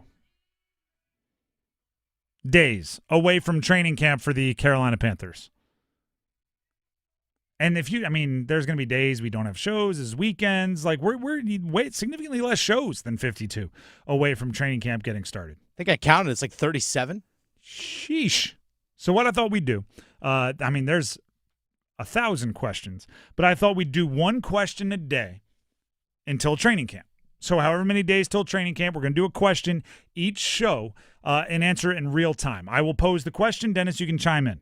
The question for today, they're going to be different. They're going to be about every aspect of the team. There's going to be big picture, very narrow picture. Could be about a position group. Could be about a front office. Could be about the division. Could be about anything. The question for today is, how can Dave Canales be better in his second year leading the Panthers than he was in his first. Right, if you talk to Dave Canales, they're process-driven, right? They're about getting better. They're about having the tough conversations. They're about watching the film. They're about getting better. So turn the magnifying glass into a mirror and look at Dave Canales. How can he be better? I have 3 ways in front of me, all kind of, for lack of a better term, like cheesy or corny. I'm not going to sit here and go like, well, I'd love to see on 3rd down more straight drop back passes, right? Because he's a play caller in the NFL, and you got to let him spread his wings a bit. I do think though, if I were Dave Canales, or if I were somebody that was advising Dave Canales, I would give him cut-ups of film. And the cut-ups I would give him would be when the game is on the line at the end, or when there's a 2-minute situation, or when you're behind, and I would give him cut-ups during like the first quarter. Because to me, when they had the game on the line, particularly in the second half, he was a much more in-rhythm play caller. He was building off of each play. He was showing more confidence in Bryce. He was giving his team a chance to make a play. And in many other situations, it felt like he wasn't maximizing their potential. So, and by the way, this happens with coaches all the time, right? They almost overthink it when they think they have to use the full play clock. But when they get into go mode, and it's just play call, go, play call, play call, they do a better job. So I would want him leaning on his instincts a bit more and play calling more like he did when the game was on the line. I also, and this is tough for a young coach, particularly one who's so hands-on with the offense, I want him to own the defense a bit more. I feel like there was a little too much hands-off, like that's Evero's job over there, so we're going to let him do it. Head coach, I just think you want to have your fingerprints over everything a little bit more detailed answers when talking about the defense, and less like, I think Evero does a great job. I think Ejiro is doing a great job, doing the best he can. We got to be better. I want him to own it a bit more. And then this is one that I know is not going to happen, but I'm going to say it because I just want it to. It's a long shot, but maybe there's a potential possibility. I want him to get angry. And I know he's the optimistic guy. He's the guy that, like, after they get beat by 100, he's like, what an opportunity we have to look at the film and get better and not get beat by 100 next week. I just think when you're a leader of people that aren't, I don't know, like that you can be honest with, like when they play bad, a well-placed upset works. I don't think you have to look much further than most good coaches, right? If you look at, and definitely most all-time great coaches, right? They know how to get angry. And I think that's something he's going to develop over time without compromising who he is as a optimistic individual, right? Even Pete Carroll will get mad every now and then. Shows it a little differently. You don't got to throw your headset, and you don't got to, grab a face mask and cause a controversy. But I do think there's time for a well-placed, something less than a tirade, but above like a stern talking to. Dennis, how would you answer that question? How can Dave Canales be better this year than he was as a rookie head coach? I would like to see him also challenge his defense to be better. Yeah. Like, go down the hallway to tell Evero, this isn't good enough right now. He's like, our scheme, we believe in our schemes. Well, last time I checked, y'all got trounced last year defensively. You're historically bad. Like, go down the hall and say, hey, look, I understand that we have the things that we want to try and do, but we're also still trying to win football games right now. Adapt. Like, don't be afraid to go take some ownership of the defense as well. Don't be just an offensive mind. Be a true head coach. That's kind of mixing my last two, right? Get a little angry and take ownership of the defense. And I also think Evero is no longer the guy that was there. Last year, it was a really weird dichotomy offense to defense because in showing up, Dave Canales was the head coach, right? In taking the job, he was the head coach. But Evero was already in place as the defensive coordinator and was kept because the defense, for the most part, was acceptable, right? They were doing well enough, and you didn't want to mess with it, which did make for a really weird, hierarchy, right? Because Canales probably didn't want to go step on toes defensively because the whole reason you kept him is because what they were doing was working.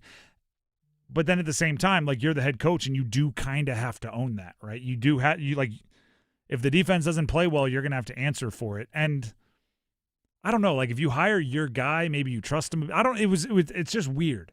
It's weird when it happens when a coordinator stays and a new head coach comes in. This year, it's like hopefully they did like the proper trust exercises.